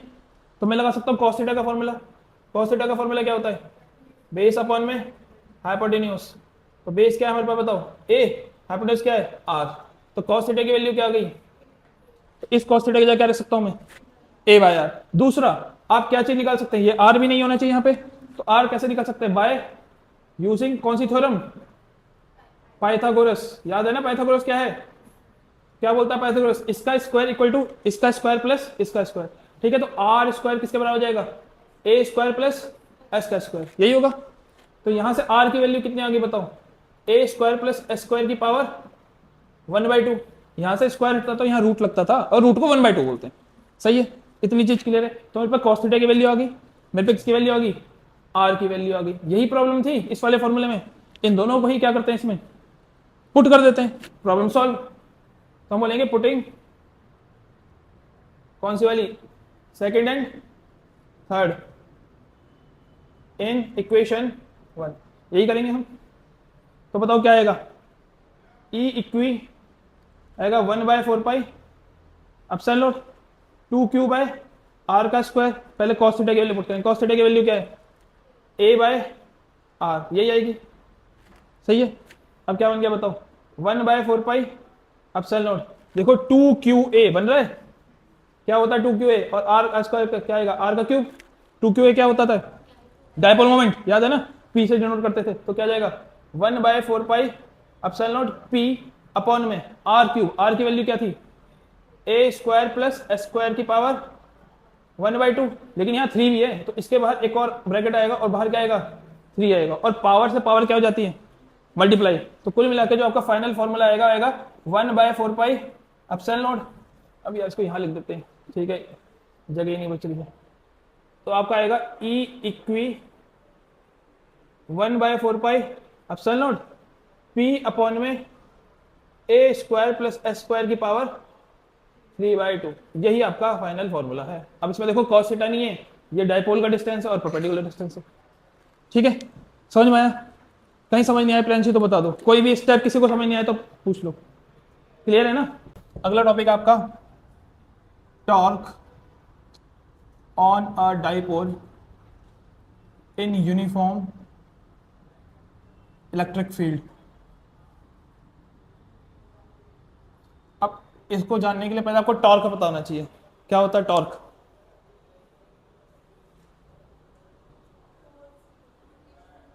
हाँ, टॉर्क बेसिकली वो फोर्स होता है जो किसी भी बॉडी को क्या करता है, रोटेट करता है। क्या करता है? रोटेट करता है। कोई भी चीज को कोई आगे पुश करता है, लेफ्ट राइट पुश करता है, वो फोर्स होता है। लेकिन रोटेट करने के लिए क्या चाहिए? टॉर्क चाहिए। और टॉर्क का जो फॉर्मूला होता था वो क्या होता था? होता था फोर्स इंटू में परपेंडिकुलर डिस्टेंस। क्या होता था? फोर्स इंटू में परपेंडिकुलर डिस्टेंस। बेसिकली आपको किसी भी चीज को रोटेट करने के लिए फोर्स तो चाहिए ही, बिना फोर्स के तो रोटेट होगा ही नहीं। प्लस वो फोर्स कितनी दूरी पे लगाना है? जितना दूर हो सके उतना ज्यादा। तभी मैंने आपको बताया था कि जो डोर के खोलने वाले हैंडल होते हैं वो एक्सिस ऑफ रोटेशन से कहाँ लगे होते हैं? बिल्कुल दूर लगे होते हैं, क्योंकि इससे उसका टॉर्क क्या होता है? बढ़ जाता है। ठीक है, ये बात समझ में आ गई? अगर उसी हैंडल को आप बिल्कुल, जैसे मान लो ये एक्सिस ऑफ रोटेशन है और मैं हैंडल यहाँ लगा दूं, क्या ये डोर खुल जाएगा? नहीं। इवन तो आप फोर्स लगा रहे हो, लेकिन वो फोर्स का डिस्टेंस क्या है? कम है। तो डिस्टेंस कम है तो टॉर्क की वैल्यू भी क्या हो जाती है? कम हो जाती है। ठीक है, और 11th में हमने पूरे से समझा था कि मैंने आपको एक उसका एग्जाम्पल दिया था, जो कसने वाला होता है उसका जो लेंथ होती है उससे उतना ज़्यादा कसता है वो, जितनी बड़ी लेंथ होती है। ठीक है, तो वो उस पर भी हम नहीं जाएंगे, सीधे सीधे हम यही टॉर्क निकालेंगे। ठीक है, अब टॉर्क लग कर रहा है, उसके लिए पहले आपको समझना पड़ेगा यूनिफॉर्म इलेक्ट्रिक फील्ड का क्या मतलब होता है। तो अगर एक प्लेट है जिसके पास केवल पॉजिटिव चार्ज हो, क्या हो, और एक प्लेट हो जिसके पास क्या हो, केवल नेगेटिव चार्ज हो। ठीक है, ध्यान से देखना। अब अगर मैं यहाँ पे टेस्ट चार्ज रख दूं Q नोड, तो टेस्ट चार्ज कहाँ से कहाँ जाएगा बताना जरा? टेस्ट चार्ज पॉजिटिव से दूर जाएगा और नेगेटिव के पास जाएगा, तो टेस्ट चार्ज ऐसे सीधा चले जाएगा। इसका मतलब इनके बीच में एक इलेक्ट्रिक फील्ड है, क्योंकि इलेक्ट्रिक फील्ड की डेफिनेशन थी कि जो फोर्स लगे किस पे? टेस्ट चार्ज पे। तो टेस्ट चार्ज पे फोर्स लग रहा है और टेस्ट चार्ज कहाँ जा रहा है? इधर की तरफ जा रहा है ना। तो इसका मतलब इसके बीच में क्या है? एक इलेक्ट्रिक फील्ड है। क्या है? एक इलेक्ट्रिक फील्ड। अब वो जरूरी थोड़ा कि यहाँ है, अगर मैं यहाँ रखूंगा तो यहीं जाएगा, यहाँ रखूंगा तो यहीं जाएगा, मतलब इस पूरी जगह पे ही एक क्या है? इलेक्ट्रिक फील्ड है। तो उस इलेक्ट्रिक फील्ड को कैसे बनाते हैं हम? ऐसे बनाते हैं। ठीक है, ये बेसिकली इलेक्ट्रिक फील्ड होगी यहाँ की। ठीक है, इस तरीके से एक इलेक्ट्रिक फील्ड बना दी हमने। ठीक है, पॉजिटिव से नेगेटिव की तरफ एक इलेक्ट्रिक फील्ड। अब इसमें क्या रखा गया? एक क्या रखा है? एक डाइपोल। क्या रखा है? एक तो डाइपोल में होता है एक पॉजिटिव चार्ज, एक क्या होता है? Negative charge. और इसका बीच का डिस्टेंस क्या होता था? 2a। याद आ रहा है? बीच से लेता है डिस्टेंस। अब मुझे खुद तुम बताओ, क्या ये पॉजिटिव पॉजिटिव को रिपेल करेगा कि नहीं करेगा? क्या ये नेगेटिव नेगेटिव को रिपेल करेगा कि नहीं करेगा? कब तक करेगा? जब तक ये डाइपोल रोटेट होके क्या ना हो जाए, ऐसा ना हो जाए। क्योंकि पॉजिटिव किसकी तरफ आना चाहिए? नेगेटिव। और नेगेटिव कहाँ जाना चाहिए? और उसको कोई ऐसे छड़ेगा तो वापस ऐसे आ जाएगा। ये हर बार ऐसे ही आने की कोशिश करेगा, पॉजिटिव हमेशा कहाँ आने की कोशिश करेगा? नेगेटिव तरफ। तो ये इस पे एक फोर्स लगा रहा है, तो एक फोर्स यहाँ लग रहा है और एक फोर्स ऐसे लग रहा है। इन दोनों फोर्स की इसकी वजह से ये क्या कर रहा है? रोटेट कर रहा है। तो ऐसा रोटेट कर रहा है तो मतलब रोटेटिंग फोर्स हो गया। और रोटेटिंग फोर्स को क्या बोलते हैं हम? टॉर्क। क्या बोलते हैं? टॉर्क। तो वही टॉर्क कैलकुलेट करना है कि ये जो इलेक्ट्रिक फील्ड है इस पर कितना घुमा रही है, इसको कितना टॉर्क लगा रही है। ठीक है, टॉर्क का फॉर्मूला क्या बताया मैंने? Force into perpendicular distance. ठीक है, अभी लिखना मत, पहले समझ लेना इसको। ठीक है, फोर्स इंटू परपेंडिकुलर डिस्टेंस। ठीक है, मैं बहुत शॉर्ट में कर रहा हूँ पहले, यही होता है। तो मेरे को फोर्स की वैल्यू चाहिए, कितना फोर्स लगता है, और मेरे को क्या चाहिए? Perpendicular distance. इन दोनों की वैल्यू अगर मैं यहाँ पुट कर दूंगा तो मुझे टॉर्क मिल जाएगा। अब बताओ फोर्स का फॉर्मूला क्या होता है? एक आपने 11th में पढ़ा होगा, मास इंटू एक्सेलरेशन। पर तुम खुद बताओ, क्या ये फॉर्मूला यहाँ यूज हो सकता है? नहीं। कोई मास की बात नहीं हो रही, कोई एक्सेलरेशन की बात नहीं हो रही, वो तो गाड़ी से रिलेटेड है। दूसरा फॉर्मूला आपने पढ़ा इस चैप्टर में 1/4 pi epsilon naught Q1 Q2 upon में R का स्क्वायर। लेकिन वो फॉर्मूला था जब कोई एक चार्ज किसी दूसरे चार्ज पे फोर्स लगाए, जब कोई एक चार्ज किसी दूसरे चार्ज पे फोर्स लगे। तो यहाँ एक चार्ज तो है, लेकिन दूसरा चार्ज क्या है? दूसरा चार्ज गिवन ही नहीं। हमें क्या गिवन है? केवल क्या गिवन है? Electric field. इसमें कितना चार्ज है मुझे नहीं गिवन, मुझे बस ये गिवन है कि यहाँ पे एक इलेक्ट्रिक फील्ड है। तो क्या वाला फॉर्मूला रख सकता है? नहीं, वो भी नहीं रख सकता, क्योंकि उसमें एक ही चार्ज है। समझ में आया क्या बोला मैंने? फोर्स का फॉर्मूला क्या है? 1/4 pi epsilon naught Q1 Q2 bye. तो यहाँ पे एक चार्ज तो हो जाएगा ये वाला, लेकिन ये दूसरा चार्ज है गिवन ही नहीं है, इसकी जगह इलेक्ट्रिक फील्ड गिवन है, ये वाला फॉर्मूला भी। तो अब आ जाते तीसरे ऑप्शन पे। तो तीसरा ऑप्शन ये है कि आपको फोर्स का डायरेक्ट फॉर्मूला नहीं पता, लेकिन आपको इलेक्ट्रिक फील्ड का फॉर्मूला पता है। इलेक्ट्रिक फील्ड का फॉर्मूला क्या था? फोर्स अपॉन में चार्ज, यही था, फोर्स अपॉन में charge, E equal to F by Q होता था। तो यहां से एफ की वैल्यू निकल जाएगी। तो फोर्स का फॉर्मूला क्या बनेगा? इलेक्ट्रिक फील्ड इंटू में चार्ज। क्या ये फॉर्मूला लग सकता है? बिल्कुल लग सकता है, क्योंकि यहाँ एक चार्ज है और एक इलेक्ट्रिक फील्ड है, और यहाँ सिचुएशन भी ऐसी है, एक चार्ज और बाकी क्या है? Electric field. तो एफ की जगह क्या जाएगा? E Q. अब बचा परपेंडिकुलर डिस्टेंस, क्या बचा? फिर से अगर हमको एक कोण पता है तो ये एल है, ये एच है, बताओ परपेंडिकुलर डिस्टेंस क्या है इनमें से? एल या एच? एच। तो डाइपोल तो मेरा ऐसा रखा है, ये एल है या एच है? एल। तो परपेंडिकुलर डिस्टेंस ये पुट कर सकता हूँ? नहीं, मेरे को क्या निकालना पड़ेगा? ये वाला डिस्टेंस। तो मैं क्या करता हूँ, ये डाइपोल लेता हूँ, ये प्लस क्यू था और ये माइनस क्यू था, और इसका ये परपेंडिकुलर डिस्टेंस था जिसको मैंने 2a बोला था, और मैं एक इमेजिनरी लाइन खींच देता हूँ इस तरीके से, यही परपेंडिकुलर डिस्टेंस है। लेकिन इससे ये जब तक नहीं निकलेगा जब तक इसको मैं कनेक्ट करके क्या ना बना दूँ, एक ट्राइंगल ना बना दूँ। क्या बना दूँ? ट्राइंगल, क्योंकि ट्राइंगल से ये निकालना बहुत आसान है। अब अगर मैंने ये ट्राइंगल बना दिया और ये मेरे को दिख रहा है ये सामने परपेंडिकुलर है, तो मैं यहाँ थीटा बना सकता हूँ एक, और मैं इसमें लगा सकता हूँ साइन थीटा का फॉर्मूला। अब साइन थीटा क्यों निकालना है? क्योंकि मेरे को परपेंडिकुलर चाहिए, और साइन थीटा में परपेंडिकुलर आता है, परपेंडिकुलर अपॉन में हाइपोटेन्यूज। अगर आप कॉस थीटा लगाओगे तो बेस निकल जाएगा, टेन लगाओगे तो परपेंडिकुलर तो निकलेगा, लेकिन उसके लिए बेस भी लेना पड़ेगा फिर। तो अब परपेंडिकुलर क्या आएगा वो तो निकालना है ना, और हाइपोटेन्यूज क्या है मेरे पास? 2a। तो परपेंडिकुलर डिस्टेंस कितना आ जाएगा? 2a साइन थीटा, यही आएगा। तो अब मेरे पे दोनों वैल्यू है, फोर्स की जगह क्या रखूंगा बताओ मैं? ई क्यू, और परपेंडिकुलर डिस्टेंस की जगह क्या रखूंगा मैं? 2a sine theta. और यहाँ अगर देखो तो फिर से q इंटू 2a आ गया, वहां भी आया था q इंटू 2a, क्या होता था q इंटू 2a? p। तो यहाँ भी क्या होगा? p। तो क्या बन जाएगा? ई पी साइन थीटा, या फिर पी ई साइन थीटा। कौन सा प्रोडक्ट है? Dot product, cross product? Cross product. Vector product पता है कि नहीं? वेक्टर प्रोडक्ट दो दो तरीके के होते थे, ठीक है? वेक्टर प्रोडक्ट एक होता था a डॉट बी, एक होता था a क्रॉस बी।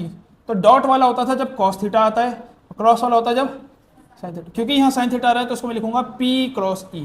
तो यही आपका टॉर्क लगता है, डायपोल मोमेंट इनटू में इलेक्ट्रिक फील्ड। और ये जो एंगल होगा किस किस के बीच का एंगल होगा? इलेक्ट्रिक फील्ड और डायपोल के बीच में। बेसिकली ये जो एंगल बन रहा है यहाँ पे, ये वाला एंगल, ये एंगल आपको लेना पड़ेगा, आपका निकल जाएगा टॉर्क। समझ में आया कैसे करिए डेरिवेशन? इसको लिख लें अब। चलो इसको मिटवाता हूँ और इसको लिखते हैं अच्छे से।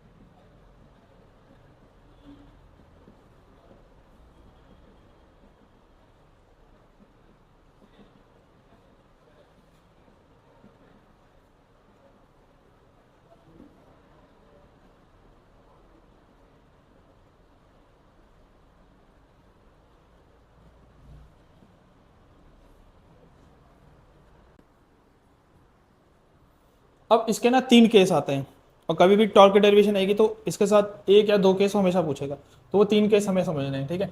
अब वो 3 केस क्या है आप लिख लो प्रियांशी, पहले मैं यहाँ पर कर देता हूँ। पहला केस है स्टेबल इक्विलिब्रियम। क्या है? स्टेबल इक्विलिब्रियम, ये शायद मैंने फर्स्ट बैच में करवाया नहीं है। Unstable equilibrium. दूसरा क्या है? Unstable equilibrium. तीसरा है मैक्स टॉर्क। ठीक है, इन तीनों को पहले समझते हैं फिर इसको लिखेंगे। सबसे पहली चीज मतलब है इक्विलिब्रियम। इक्विलिब्रियम का मतलब क्या होता है?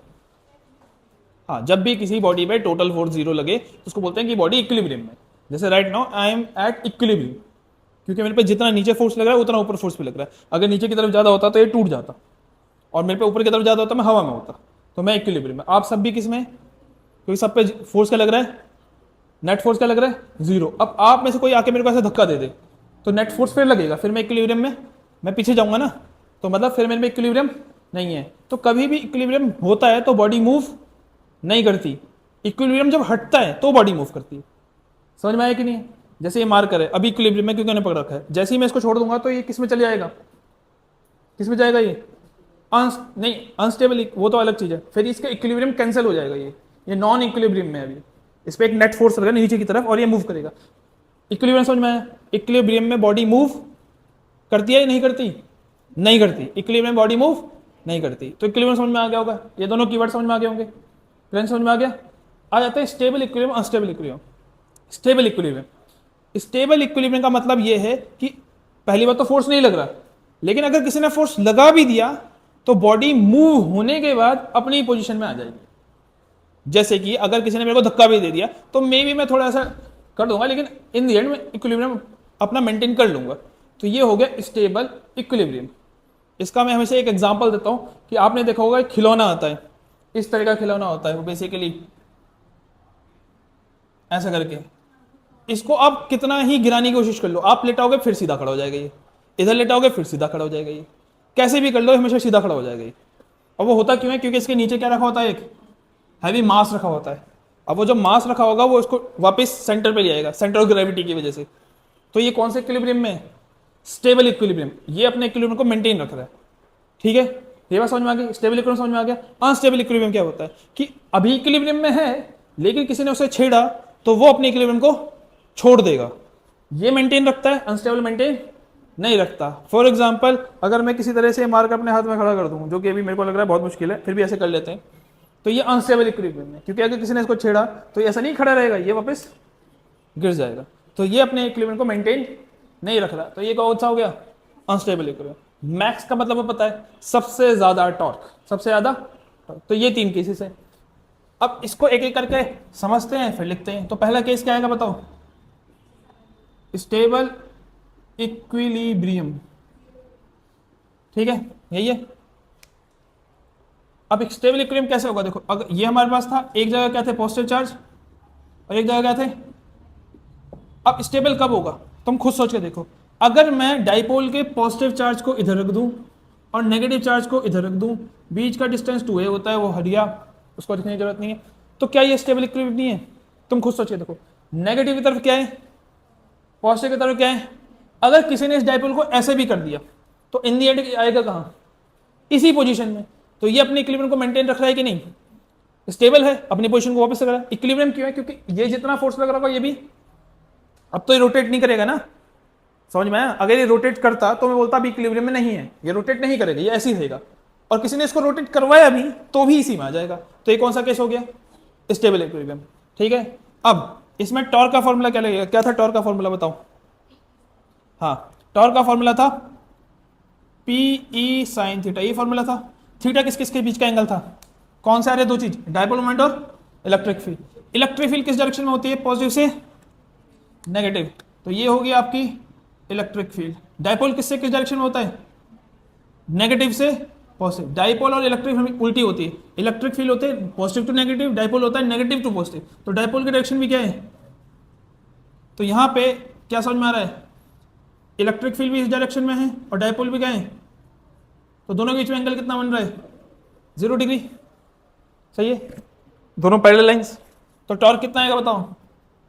पी साइन 0, और साइन 0 कितना होता है? 0। साइन 0 क्या होता है? अरे नहीं पता तो यहाँ लिख देते हैं।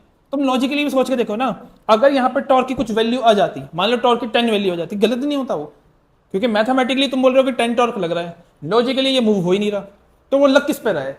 लॉजिकली क्या था, ये मूव नहीं करेगा, तो टॉर्क की वैल्यू क्या आनी चाहिए थी? 0 ही आनी चाहिए थी, और 0 ही आ रही है, तो सही तो है। ठीक है, उसके बाद अगला कौन सा वाला इक्विलिब्रियम है? Unstable equilibrium. अनस्टेबल इक्विलिब्रियम क्या होगा बताना जरा।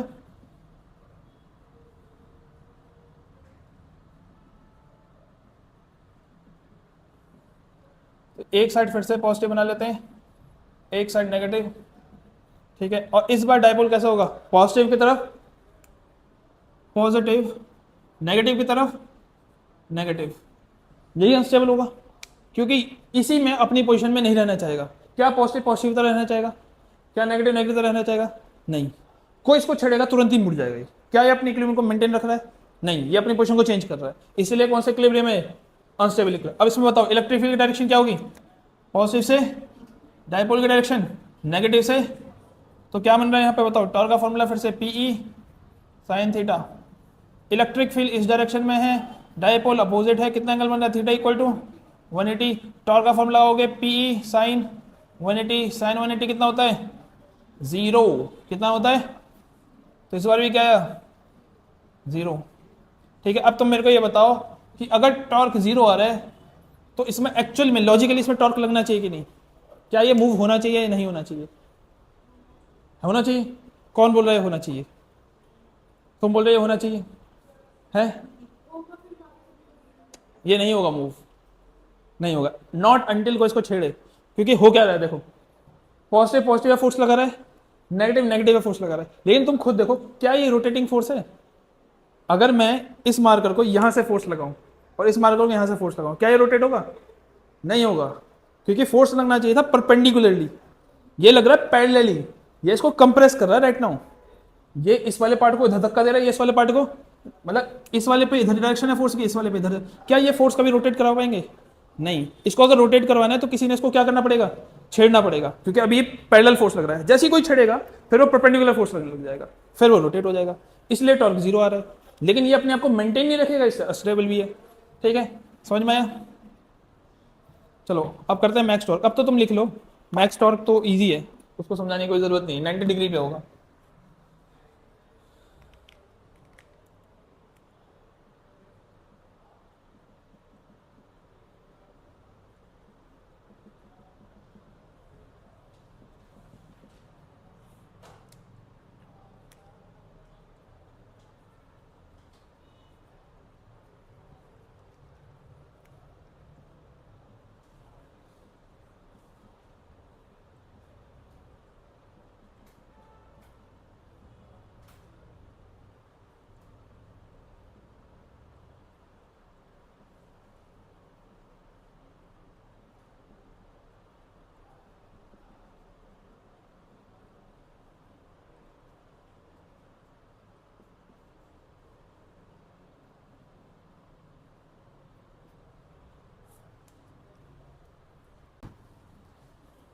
और जाते हैं हम इलेक्ट्रिक फील्ड के डायग्राम्स में।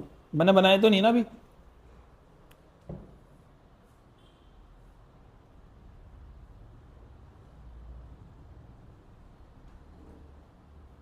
Electric field diagram. तो सबसे पहले अगर एक पॉजिटिव चार्ज है, क्या है, कैसे होगी इलेक्ट्रिक फील्ड? इलेक्ट्रिक फील्ड की डायरेक्शन होती है जिस डायरेक्शन में टेस्ट चार्ज आता है। अगर मैं यहाँ पे एक टेस्ट चार्ज रखूँ तो ये टेस्ट चार्ज को क्या करेगा? रिपेल करेगा। यहाँ पे अगर रखूँ तो कहाँ रिपेल करेगा? ऊपर की तरफ। हमेशा टेस्ट चार्ज को कहाँ फेंकेगा? बाहर की तरफ। तो इसका मतलब इलेक्ट्रिक फील्ड हमेशा कहाँ होगी? बाहर की तरफ। पॉजिटिव रिपेल करता है, नेगेटिव अट्रैक्ट करता है, क्योंकि टेस्ट चार्ज हमेशा कैसा होता है? पॉजिटिव होता है। तो पॉजिटिव पॉजिटिव को रिपेल करेगा। तो अगर एक पॉजिटिव चार्ज की इलेक्ट्रिक फील्ड बनानी है तो कैसे बनाओगे?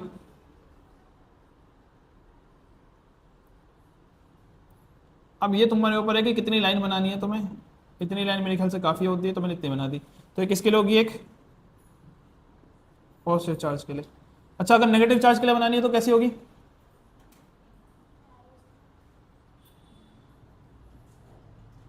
अंदर की तरफ। यही चीज़ चेंज आएगा खाली, बाकी कोई चेंज नहीं आएगा। ठीक है, अगला अगर डाइपोल की बनानी होगी तो कैसे बनेगी? एक पॉजिटिव है, एक नेगेटिव है, बताओ डाइपोल की कैसे होगी? अगर मैं टेस्ट चार्ज रखूँ तो डायपोल कहाँ फेंकेगा, इधर की तरफ। यहाँ फेंकूंगा तो कहाँ जाएगा, इधर की तरफ। यहाँ फेंकूंगा तो कहाँ जाएगा, इधर की तरफ। हर बार वो किसकी तरफ जाएगा, नेगेटिव चार्ज की तरफ। तो इसका मतलब जो इलेक्ट्रिक फील्ड बनेगी वो कैसे बनेगी, यहाँ से ऐसे, यहाँ से ऐसे, यहाँ से ऐसे, ऐसे, ऐसे, और यहाँ से 3 आप निकाल सकते हो और यहाँ से 3 आते हुए दिखा सकते हो। बेसिकली ये 3 ये बताती है कि जो इलेक्ट्रिक फील्ड है वो पूरे रीजन में, बस कहाँ तक गई है ये नहीं पता हमें, तो इसलिए हम 3 छोड़ देते हैं। तो ये किसकी होगी, एक डायपोल की होगी। किसकी होगी, डायपोल। ये किसकी थी, एक नेगेटिव चार्ज। ठीक है, इसके अलावा 2 पॉजिटिव चार्ज। क्या, 2 पॉजिटिव चार्ज। तो मेरे को बताओ, अगर मैं टेस्ट चार्ज रखूंगा, ये कहाँ जाएगा बेचारा, अब ये भी इसको रिपेल करे, ये भी इसको रिपेल करे, तो मजबूरन इसको कहाँ जाना पड़ेगा, ऐसे जाना पड़ेगा इसको, दोनों से दूर। यहाँ रखेंगे तो भी दूर, यहाँ रखेंगे तो भी दूर, हर बार कहाँ जाएगा। क्या ये टेस्ट चार्ज कभी इधर की तरफ आएगा, नहीं आएगा ना, क्योंकि इधर की तरफ आएगा तो ये रिपेल कर देगा। इसका मतलब कोई भी इलेक्ट्रिक फील्ड ऐसी नहीं होगी जो यहाँ से यहाँ तक जाएगी, सारी इलेक्ट्रिक फील्ड कहाँ हो जाएगी, बीच में ही, दूर दूर चले जाएंगी।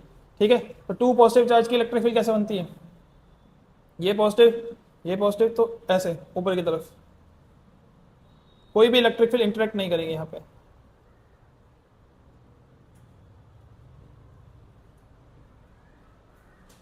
ठीक है, बाहर की तरफ। अच्छा, नेगेटिव की खुद बना लोगे ना, सेम ऐसी बनेगी, बस क्या होगा, एरो चेंज हो जाएंगे, बाहर के साइड अंदर आ जाएंगे वो। तो आ गया 2 पॉजिटिव चार्ज।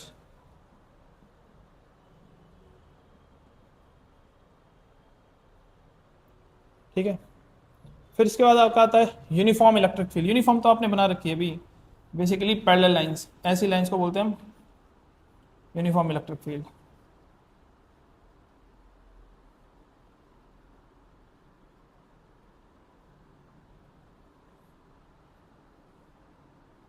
फिर आता है नॉन यूनिफॉर्म। नॉन यूनिफॉर्म मतलब जहां पे एक जगह गैप ज़्यादा हो, एक जगह कम हो।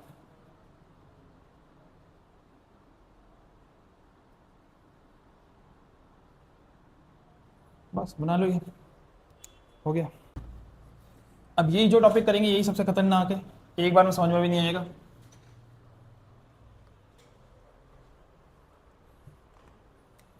इसका नाम है गॉस लॉ। लेकिन अगर ये समझ में आ गया तो काफ़ी कहानी समझ में आ जाएगी। अच्छा, इसको समझने से पहले तो फ्लक्स समझना पड़ेगा। इरेज करते प्रियांश जी, ठीक है। उससे पहले हमें समझना पड़ेगा एक और चीज़ जिसको नाम है इलेक्ट्रिक फ्लक्स। क्या नाम है, इलेक्ट्रिक फ्लक्स। ठीक है, तो फ्लक्स मतलब बेसिकली होता है जब भी किसी भी चीज़ से ना कुछ चीज़ें निकलती हैं और वो फैलती हैं, उसी को फ्लक्स बोला जाता है। क्या बोला जाता है, फ्लक्स। जैसे फॉर एग्जांपल ये जो ट्यूबलाइट वगैरह जल रही है, यहाँ लाइट वगैरह जल रही है, तो इससे जो लाइट निकल गई that is also known as flux, उसमें लाइट का फ्लक्स हो गया ये। इलेक्ट्रिक फ्लक्स क्या होगा, चार्ज से क्या निकलती है, इलेक्ट्रिक फील्ड। तो कितनी इलेक्ट्रिक फील्ड निकल रही है उसको क्या बोलेंगे हम, इलेक्ट्रिक फ्लक्स। क्या बोलेंगे, इलेक्ट्रिक फ्लक्स। ठीक है, तो अब कैसे मेजर करते हैं, जैसे मान लो ये घर है, ठीक है, और यहाँ से एक सन है, ठीक है, और यहाँ पे 2 विंडो है, एक इधर है एक इधर है। ठीक है, एक रूम में 2 विंडो है मान लो। ठीक है, अब आपने अगर एक विंडो ओपन करी तो यहाँ से क्या होगा, लाइट अंदर आएगी, रूम में थोड़ी क्या हो जाएगी, रोशनी हो जाएगी। ठीक है, तो आपने क्या किया, लाइट के फ्लक्स को अंदर आने दिया। ठीक है, अब इस फ्लक्स को मैं कैलकुलेट कर सकता हूँ। क्या मैं सारी सनलाइट को कैलकुलेट करूंगा, नहीं, मैं केवल किस सनलाइट को कैलकुलेट करूंगा, जो अंदर आई है। मतलब मेरे को लेना पड़ेगा ये सनलाइट और ये एरिया, उसी से तो पता चलेगा। एक तो होगी लाइट और कितना ये एरिया से अंदर आ रही है। ठीक है, उतना फ्लक्स में आने दे रहा हूँ। ठीक है, ये बात समझ में। अगर मेरे को ये फ्लक्स बढ़ाना है तो मेरे को क्या करना पड़ेगा, हाँ, दूसरी विंडो ओपन कर दूंगा। तो दूसरी विंडो ओपन करने से लाइट में तो कोई चेंज नहीं आया, लाइट तो पहले भी थी। क्या किस चीज का चेंज आ गया, एरिया का चेंज आ गया। ठीक है, तो फ्लक्स बढ़ाने का तरीका होता है या तो लाइट बढ़ा दो, अब सन की लाइट तो बढ़ नहीं सकती, इतनी रहती, या वो बादल बादल थे, बादल हट गए तो लाइट बढ़ गई, या फिर क्या बढ़ा दो, इन दोनों फैक्टर्स पर डिपेंड करेगा। एरिया बढ़ा दोगे तो भी अंदर रोशनी बढ़ जाएगी, और लाइट बढ़ा दोगे तो भी अंदर क्या होगी, रोशनी बढ़ जाएगी। लेकिन क्या इन्हीं दोनों फैक्टर्स पर डिपेंड करेगा, नहीं, इन्हीं दोनों फैक्टर पर डिपेंड एक तीसरा फैक्टर भी है। व्हाट इफ कि ये विंडो इस साइड की जगह इस साइड होती। अब मेरे को बताओ, क्या लाइट में कोई चेंज आ रहा है, नहीं, सनलाइट जैसे पहले थी अभी भी थी। क्या एरिया में कोई चेंज आ रहा है, नहीं, जितना एरिया यहाँ था उतना एरिया आया। किस चीज़ का चेंज आ गया, किस चीज़ का चेंज आ गया, पोजीशन का। हमने अब उसको इस पोजीशन में रखा है कि उससे कोई भी लाइट अंदर जा ही नहीं सकती। समझ में आई कि नहीं बात, समझ में आई ना बात। अब इसी को हम इलेक्ट्रिक फील्ड में समझते हैं। मान लो ये इलेक्ट्रिक फील्ड है, यूनिफॉर्म इलेक्ट्रिक फील्ड, ठीक है, इस तरीके से थोड़ी ज़्यादा बना देते हैं इसको। और ये एक हमारे पास एक रजिस्टर है, ठीक है। अब इसको इमेजिन करना, इस रजिस्टर से सारी इलेक्ट्रिक फील्ड पास हो रही है, तो ये इलेक्ट्रिक फील्ड मल्टीप्लाई बाय ये एरिया आ जाएगा इलेक्ट्रिक फ्लक्स, ठीक है। अब अगर मैं इसको ऐसे टेढ़ा कर दूं ऐसे, तो क्या सारी इलेक्ट्रिक फील्ड जा रही है? अच्छा ये बताओ, इलेक्ट्रिक फील्ड में कोई चेंज आया? नहीं। एरिया में कोई चेंज आया? नहीं। इलेक्ट्रिक फील्ड वैसी है, एरिया वैसी है, किस चीज़ का चेंज आ गया? पोजीशन का। पहले ये था, अब ये है। समझ में आया कि नहीं है? अब मैं अगर ऐसा कर दूं, क्या एक भी इलेक्ट्रिक फील्ड से जाएंगी? नहीं, क्योंकि अब तुमने पोजीशन ही ऐसी रख दी कि सारी इलेक्ट्रिक फील्ड इससे मिस हो जाएंगी, ठीक है। तो वो पोजीशन के लिए लगता है एक और चीज जिसको बोलते हैं हम कॉस थीटा। क्या लगता है? कि कितना एंगल है, जितना एंगल होगा उतना फ्लक्स होगा, ठीक है। इस चीज को जस्टिफाई करेंगे कि कॉस थीटा क्यों लगता है। पर उससे पहले जब मैं इसका फॉर्मूला लिखता हूँ ना फ्लक्स का, अच्छा फ्लक्स को डिनोट करते हैं इस वाले सिंबल से, इसको पता है ना सबको, क्या बोलते हैं इसको हम? फाई बोलते हैं इसको। क्या बोलते हैं? फाई, PHI, फाई, ठीक है। और फ्लक्स का जो फॉर्मूला होता है वो होता है ES cos थीटा। क्या होता है?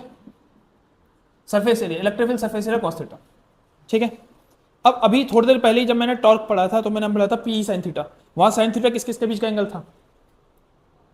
डायपोल मोमेंट और इलेक्ट्रिक फील्ड, इसी के बीच का। तो यहाँ पे cos थीटा किस किस के बीच का एंगल होगा? Electric field and surface area. अब इलेक्ट्रिक फील्ड की तो डायरेक्शन मुझे पता है, क्या मुझे सरफेस की कोई डायरेक्शन पता है? क्या सरफेस की कोई डायरेक्शन होती भी है? क्या इसकी कोई डायरेक्शन होती है? नहीं, ये तो फैला हुआ है ना, it is a 2D object, इसकी कोई डायरेक्शन नहीं होती। तो अब ये फॉर्मूला गलत हो जाता। तो इस फॉर्मूले को सही साबित करने के लिए एक वेक्टर को खोजा गया जिसका नाम होता है एरिया वेक्टर। क्या नाम होता है? Area vector. Surface area vector भी बोल सकते हो, एरिया वेक्टर भी बोल सकते हो। अब ये वेक्टर कैसा होगा? इसने बोला कि जो भी आप सरफेस ले रहे हो उसी का परपेंडिकुलर बना दो तो वही इसकी डायरेक्शन हो जाएगी। जैसे इस सरफेस का अगर आपको डायरेक्शन निकालना है तो इस पर क्या बना दो? एक परपेंडिकुलर। एक सरफेस परपेंडिकुलर कैसा होगा? ये इसकी डायरेक्शन होगी। अगर इस सरफेस का बनाना है तो इसका ये, इसका ये, इसका ये, इसका ये। तो हर एरिया का एक डायरेक्शन निकाल दी ताकि मैं एंगल ले पाऊं। क्या ले पाऊं? एंगल। अब देखो ये चीज हमारी कैसे हेल्प करती है।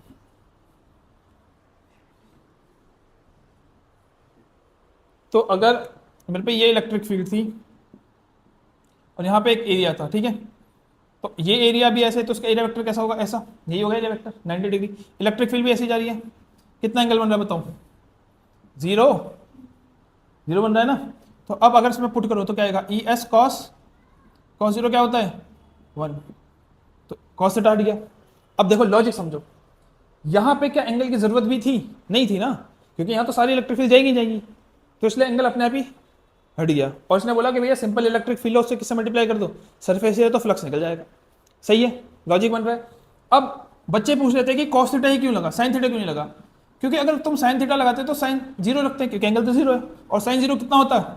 जीरो। तो फ्लक्स कितना आ जाता? तो मैथमेटिकली फ्लक्स जीरो आता, लेकिन लॉजिकली तो फ्लक्स आना चाहिए ना, क्योंकि इलेक्ट्रिक फील्ड तो पास हो रही है। लेकिन sin थीटा उसको क्या बना देगा? जीरो। तो बेस्ट ऑप्शन क्या है? क्या रखो? cos थीटा, क्योंकि cos थीटा वही आंसर दे रहा है जो लॉजिकल है।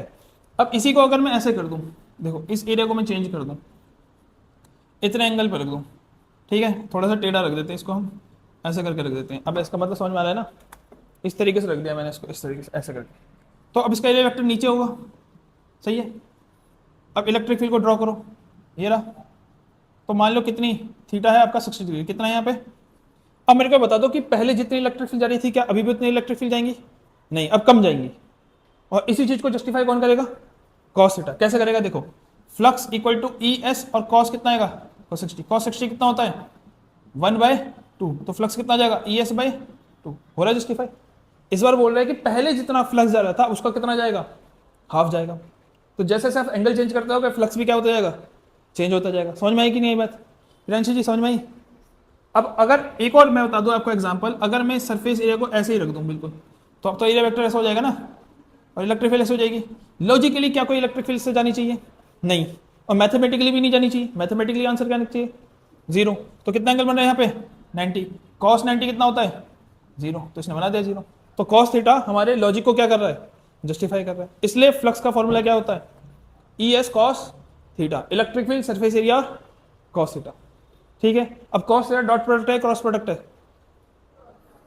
अरे डॉट प्रोडक्ट है, साइन क्रॉस था कॉस थीटा डॉट है, तो फ्लक्स को हम कई बार ऐसे भी लिख सकते हैं, कैसे, flux equal to E dot S, या फिर क्या लिखते हैं इसको हम, ई एस कॉस थीटा।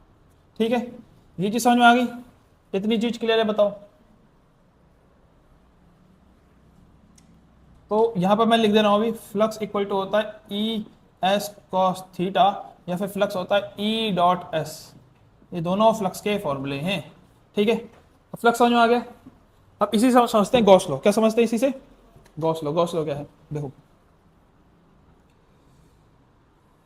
मान लो एक चार्ज है और चार्ज से एक डिस्टेंस आर डिस्टेंस पे इलेक्ट्रिक फील्ड ई है, चार्ज से आर डिस्टेंस पे इलेक्ट्रिक फील्ड कितनी है, ई है।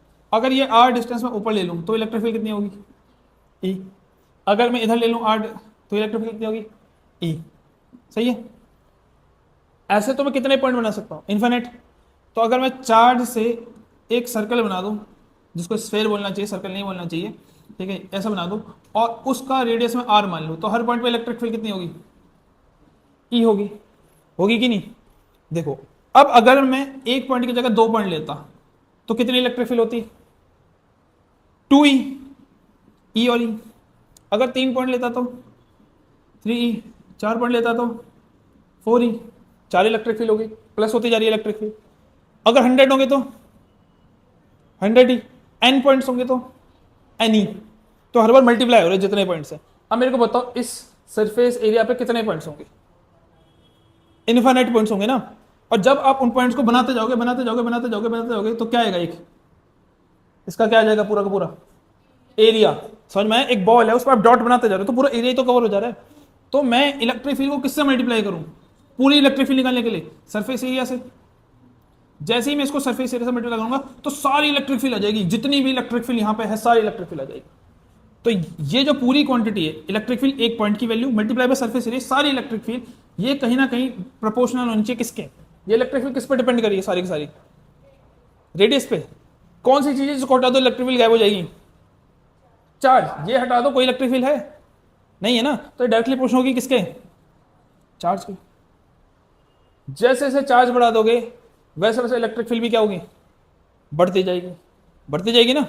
प्रोपोर्शनली हटती तो क्या लगता है, एक कांस्टेंट। तो यहाँ पे आएगा ई एस और यहाँ पे आएगा Q by epsilon not. Basically ये प्रोपोर्शन हटता है, साथ में आता है कांस्टेंट, और एप्सिलॉन नॉट सबको पता होगा परमिटिविटी, पूरे इलेक्ट्रिक फील्ड में यही कांस्टेंट इस्तेमाल होता है। तो इसी लॉ को क्या बोलते हैं हम, गॉस लॉ, कि भैया electric field into surface area equal to क्या होता है, क्यू बाय एप्सिलॉन नॉट। अब यहां से एक और चीज है कि भैया इलेक्ट्रिक फील्ड और सरफेस एरिया केवल यही नहीं होता, इसमें एक और चीज आती है, क्या बताओ क्या चीज आती है, अभी ये कराया था कॉस थीटा। क्योंकि जरूरी नहीं है ना कि इलेक्ट्रिक फील्ड सरफेस में सारी इलेक्ट्रिक फील्ड पास करेगी, किस एंगल पे रखा है भी तो देखना पड़ेगा। तो यहाँ पे आता है डॉट प्रोडक्ट, क्या आता है, डॉट प्रोडक्ट। तो पूरा क्या बन गया, E S cos theta equal to Q by epsilon naught. अब मेरे को खुद बताओ ये चीज क्या थी, ये तो फ्लक्स था।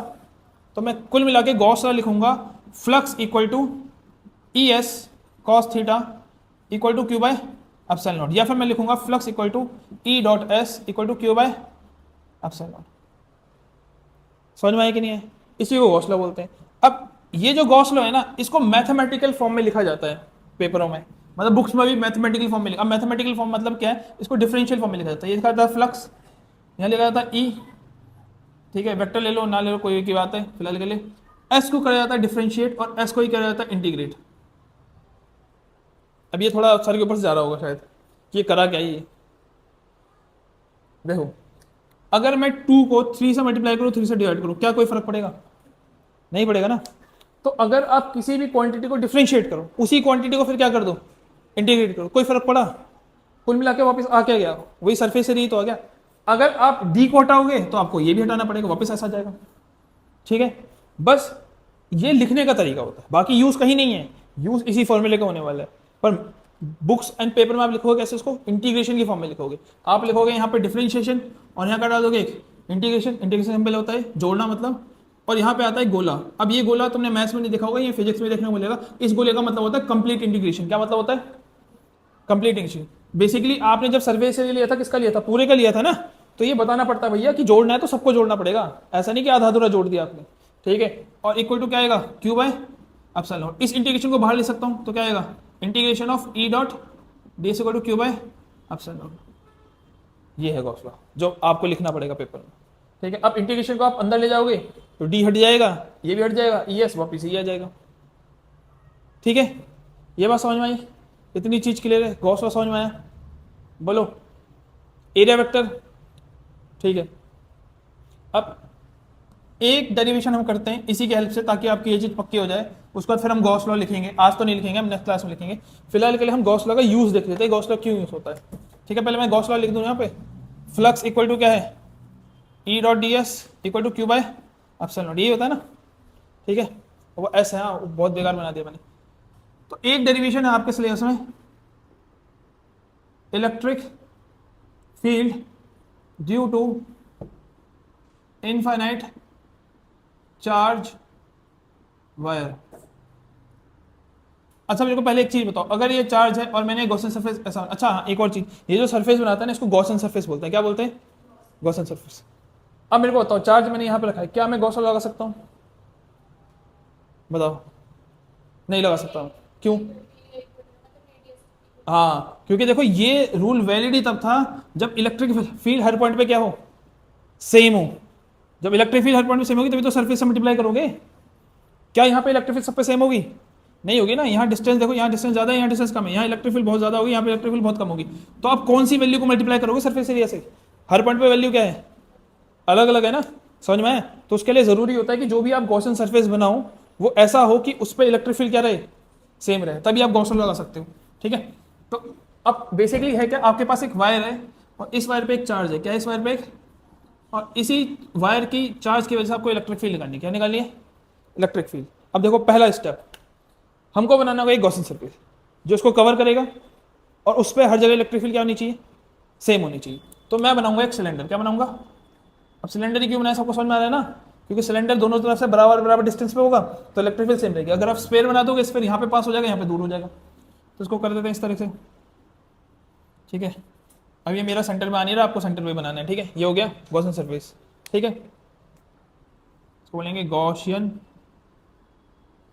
सरफेस। अब मैं लगाऊंगा Gauss law, using Gauss law, क्या है, integration of E dot D S equal to Q by epsilon, ये सही है। बोलता है इलेक्ट्रिक फील्ड को सरफेस से मल्टीप्लाई करो तो ये आएगा, सही है। अब मेरे को बता दो इसमें कितने सरफेस दिख रहे हैं आपको, एक सिलेंडर के कितने सरफेस होते हैं, 3 होते हैं। ये प्रियांशु बोतल पकड़ाना, बेसिकली अगर ये परफेक्ट सिलेंडर होता तो कितने सरफेस होते हैं इसके, ऊपर वाला, कर्ड पोर्शन, नीचे वाला, तीनों के सरफेस। तो मैं यही काम यहाँ पे करूंगा, 3 सरफेस ले लूंगा। एक कौन सा सरफेस, पहला सरफेस एक एक कट वाला, और कौन सा तीसरा, ये वाला। और यही गॉस लॉ में 3 पार्ट में बांट दूंगा। पहला लगेगा किसके लिए, फर्स्ट सरफेस के लिए, दूसरा किसके लिए लगेगा, सेकंड सरफेस के लिए, और तीसरा किसके लिए लगेगा, थर्ड सरफेस के लिए। ये तीनों किसके बराबर होंगे, क्यू बाय एप्सिलॉन के बराबर, सही है, सही है ना।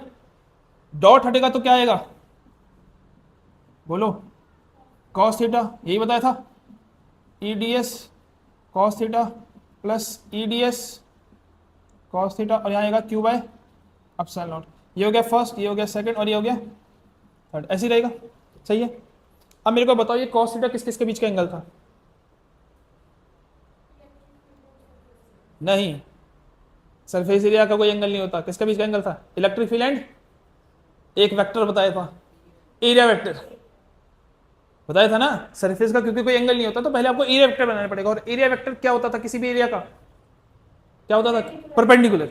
तो इस सरफेस, ऊपर वाले सरफेस एरिया का एरिया वेक्टर क्या होगा, किसी को पता है, इसका एरिया वेक्टर परपेंडिकुलर, इस वाले का परपेंडिकुलर, इस वाले का परपेंडिकुलर। तो 3 एरिया वेक्टर बना दे, तो एक बनेगा ऊपर की तरफ, ये हो गया एरिया वेक्टर, एक बना दे इस तरफ, ये हो गया एरिया वेक्टर, और एक हो गया नीचे, ये हो गया एरिया वेक्टर। तो तीनों का एरिया वेक्टर बना दिया। लेकिन ये एंगल होता था एरिया वेक्टर और इलेक्ट्रिक फील्ड में। क्या यहाँ मैंने इलेक्ट्रिक फील्ड बनाई, नहीं, पॉजिटिव से इलेक्ट्रिक फील्ड हमेशा कहाँ होती है, बाहर की तरफ। तो इलेक्ट्रिक फील्ड यहाँ कैसे बनेगी, ऐसे, तो कितना बनेगा यहाँ पे एंगल 90। यहाँ पे कैसे बनेगा, ऐसे, यहाँ पे एंगल कितना बनेगा 0, यहाँ पे बनेगा ऐसा, यहाँ पे एंगल कितना होगा 90, यही होगा।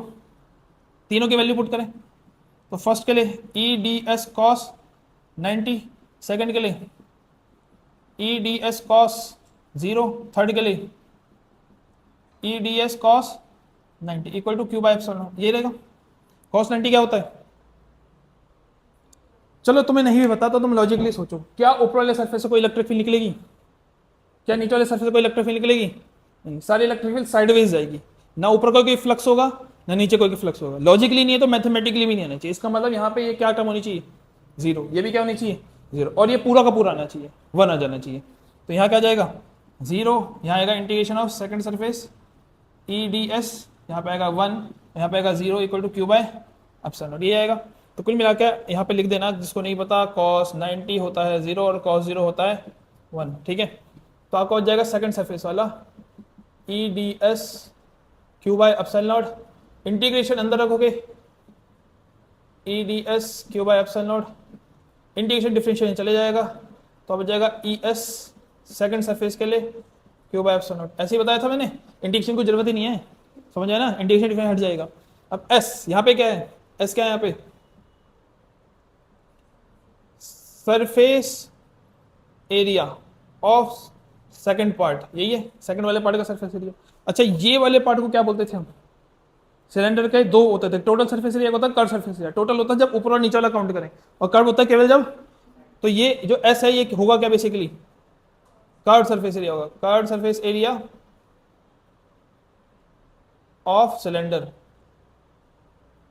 यही होगा। ठीक है, क्या वैल्यू होती है इसकी बताना जरा?